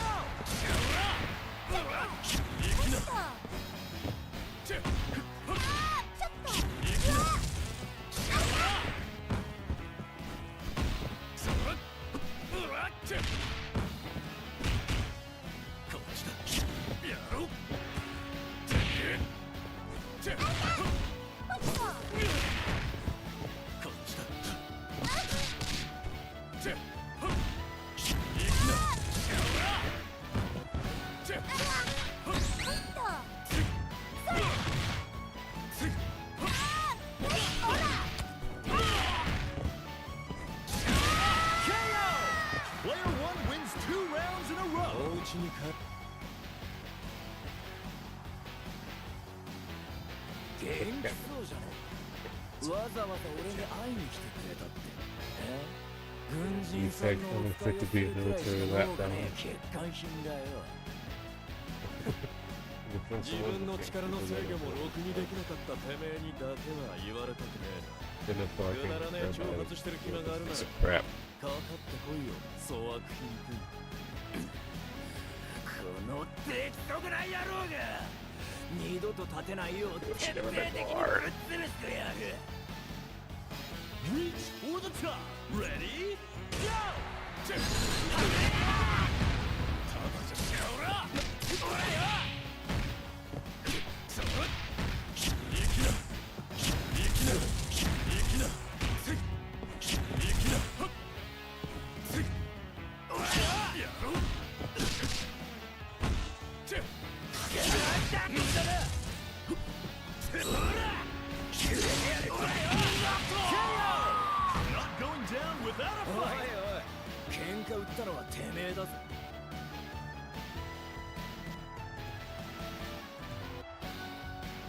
誰かとでっかな野郎の金が踏んじゃねえてめえはお呼びじゃねえんだスクラップにされる前にうせえな言ってくれるねクローネン俺を甘く見るのは勝手だがぺしゃんこになってから後悔すんのはお前さんだぞNow or never. Ready? Go!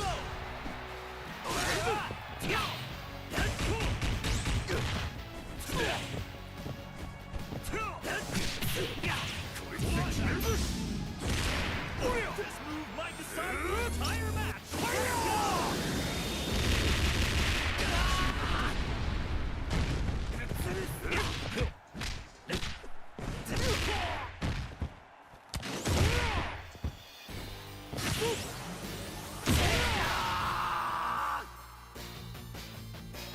What a great! You gotta get going.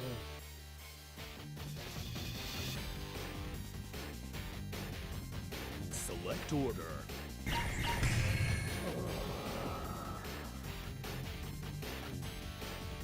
It's like weird. Some kind of monster is attacking us! It's like verse!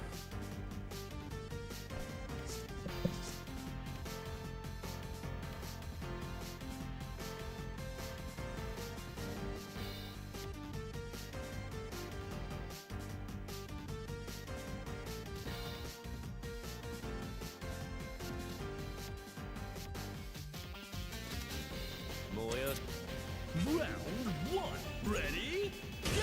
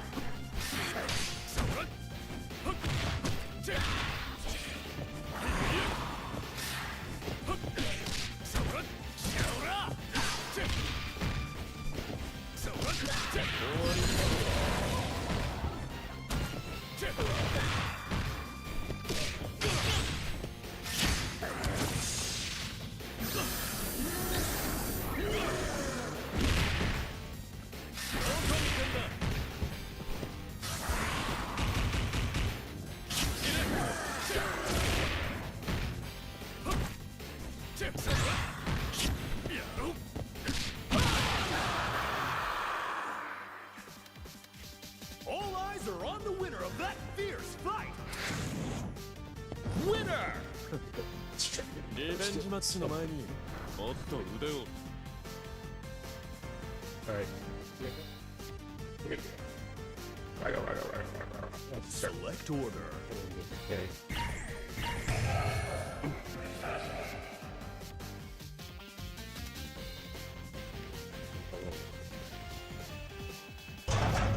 The goddess of truth, I'm not gonna- Tomoraga, stands in the way. That's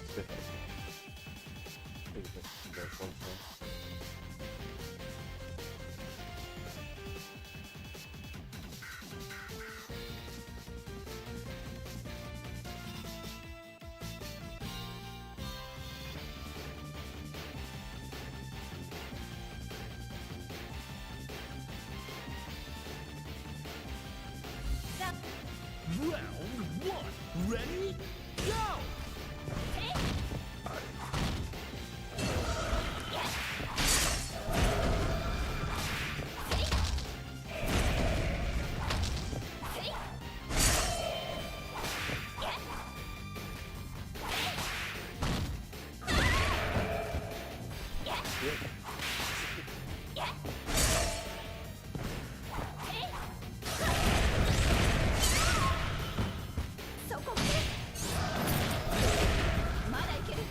God, I did.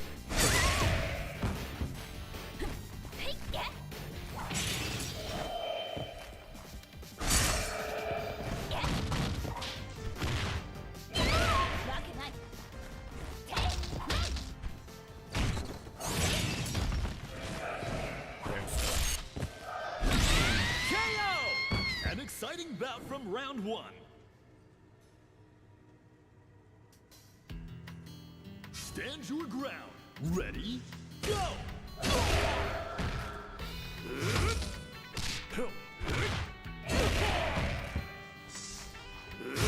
I have one more over that?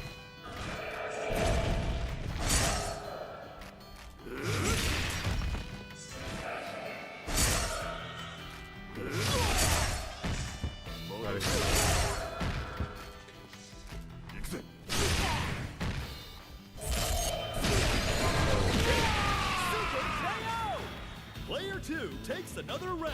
I think I can spam projectiles. Final round. Ready? Go!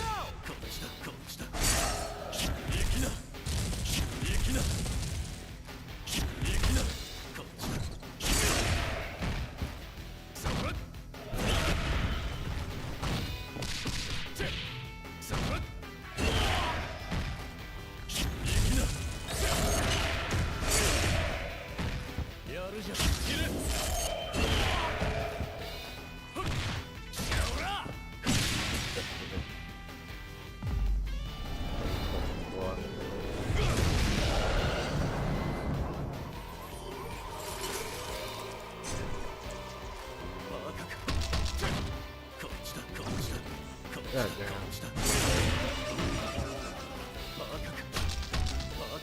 Alright, one, two more back. Just because that's pretty fast. They absolutely wrecked their opponent in that match.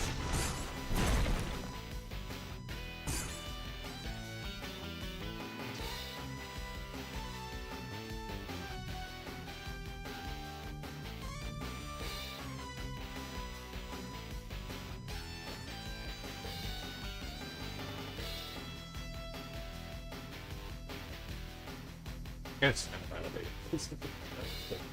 I want to stay up really long.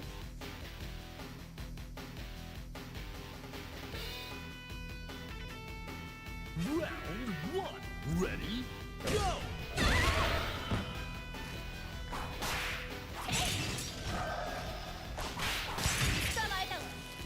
That's okay.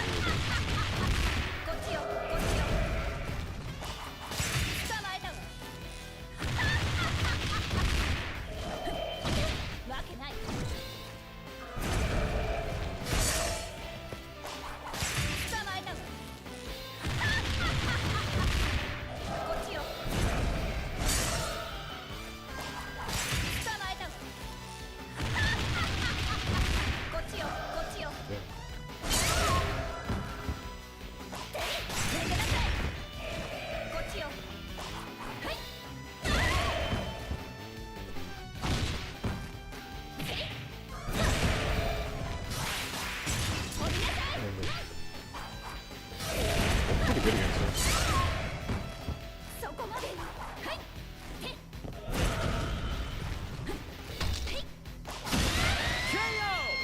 And player 2 clinches the They first just round. damn can't stand it. They can't throw it through. I should get through that. Now or never. Ready? Go!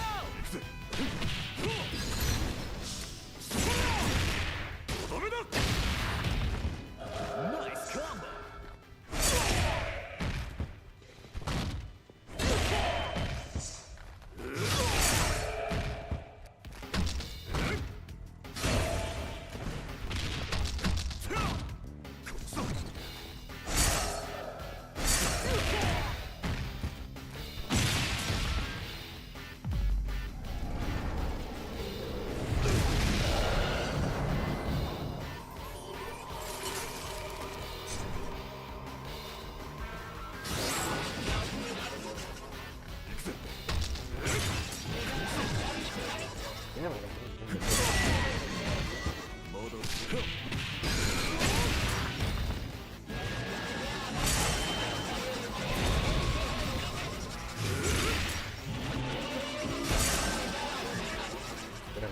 There's a lot of weird sounds when there's no music Player 2 takes another round. that she's making. Final round. Ready? Go!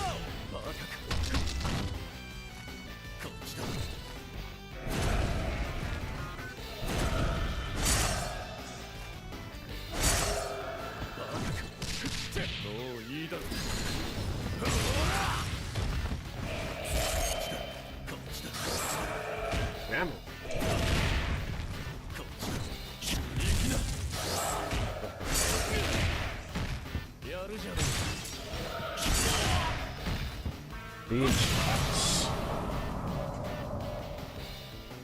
That was a nail biter. Hey. Keep an eye on this matchup. Winner! If you appear again, I'll burn you down with these flames until there's no trace of you left. Beer.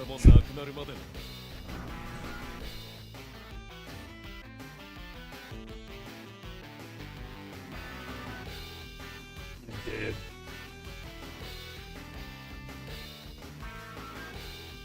Team K. Blue Diamond Rescue Operation. So is this the place? You know it's to be believed these are the right coordinates.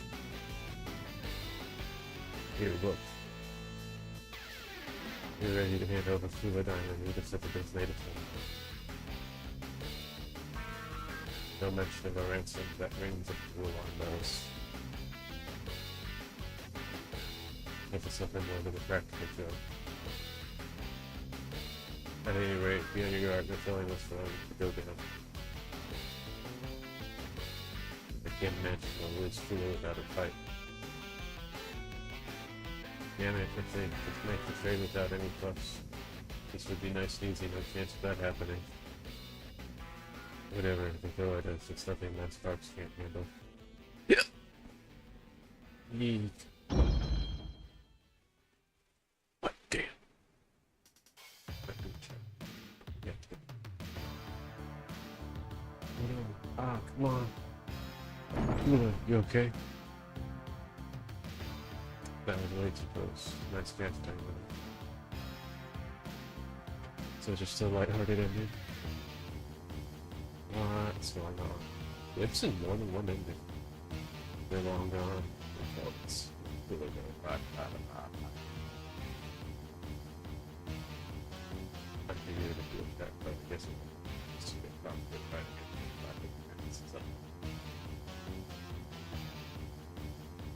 Ice cream, Sarah. Some days are delish. It's just a goofy ending. We're called out for the boonies, where we could be attacked or fall into a trap at any moment. And the hostage is eating ice cream. Great, absolutely freaking wonderful. Jesus. I heard the little lady ran away because you two had a fight. For goodness sake, make sure this doesn't happen again. Whatever, she just had a tantrum over nothing and so stormed off. If it was ever, there must have been a reason. Well, we got pretty busy tracking down the remains of Ness and helping out the military. So we had to break our promise for 3 times in a row. Instead, they take me to a theme park. I forgive them the first 2 times. But they never came back. And Kay told me he never promised anything.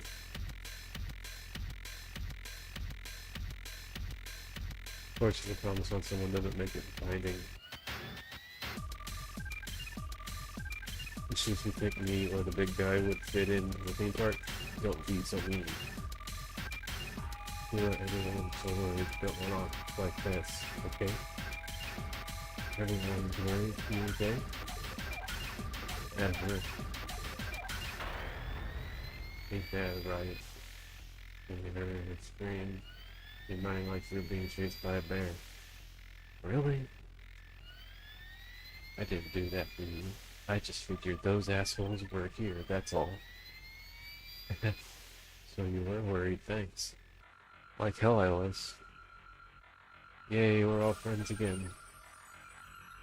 Listen to me, when I get it. You can't win against our little princess, so how about the piece to celebrate our reconciliation? Excuse me, I'll have what this girl had. You're eating that garbage too? And look around for me too. You got enough unless you want a stomachache. Colonel, with reporting. We failed to make contact with the wrong of Google, and Kula Diamond was reported without incident.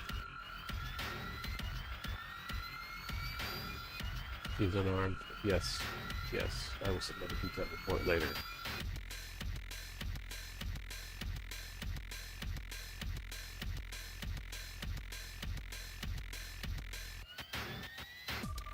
You go hiding?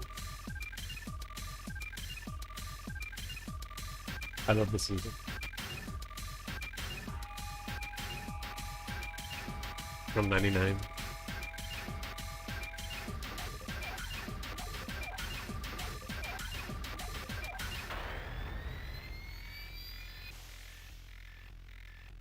With another day.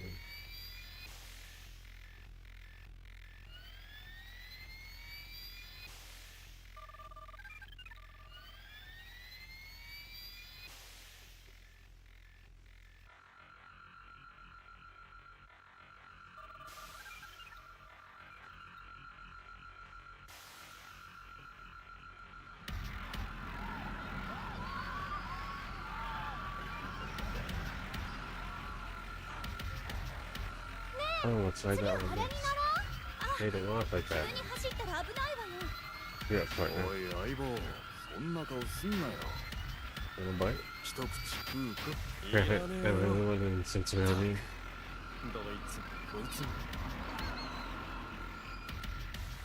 Want to fight another day, K. Dash. Sweet.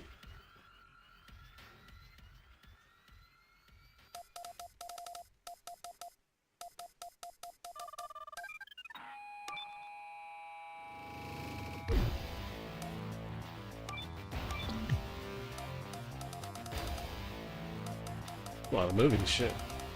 Anyway, I gotta go. So, I'll play later. Love you, love you, love you, love you. Thank you for lurking. Thank you for chilling. Thank you for la la la la la la. I gotta go. Love you. Bye.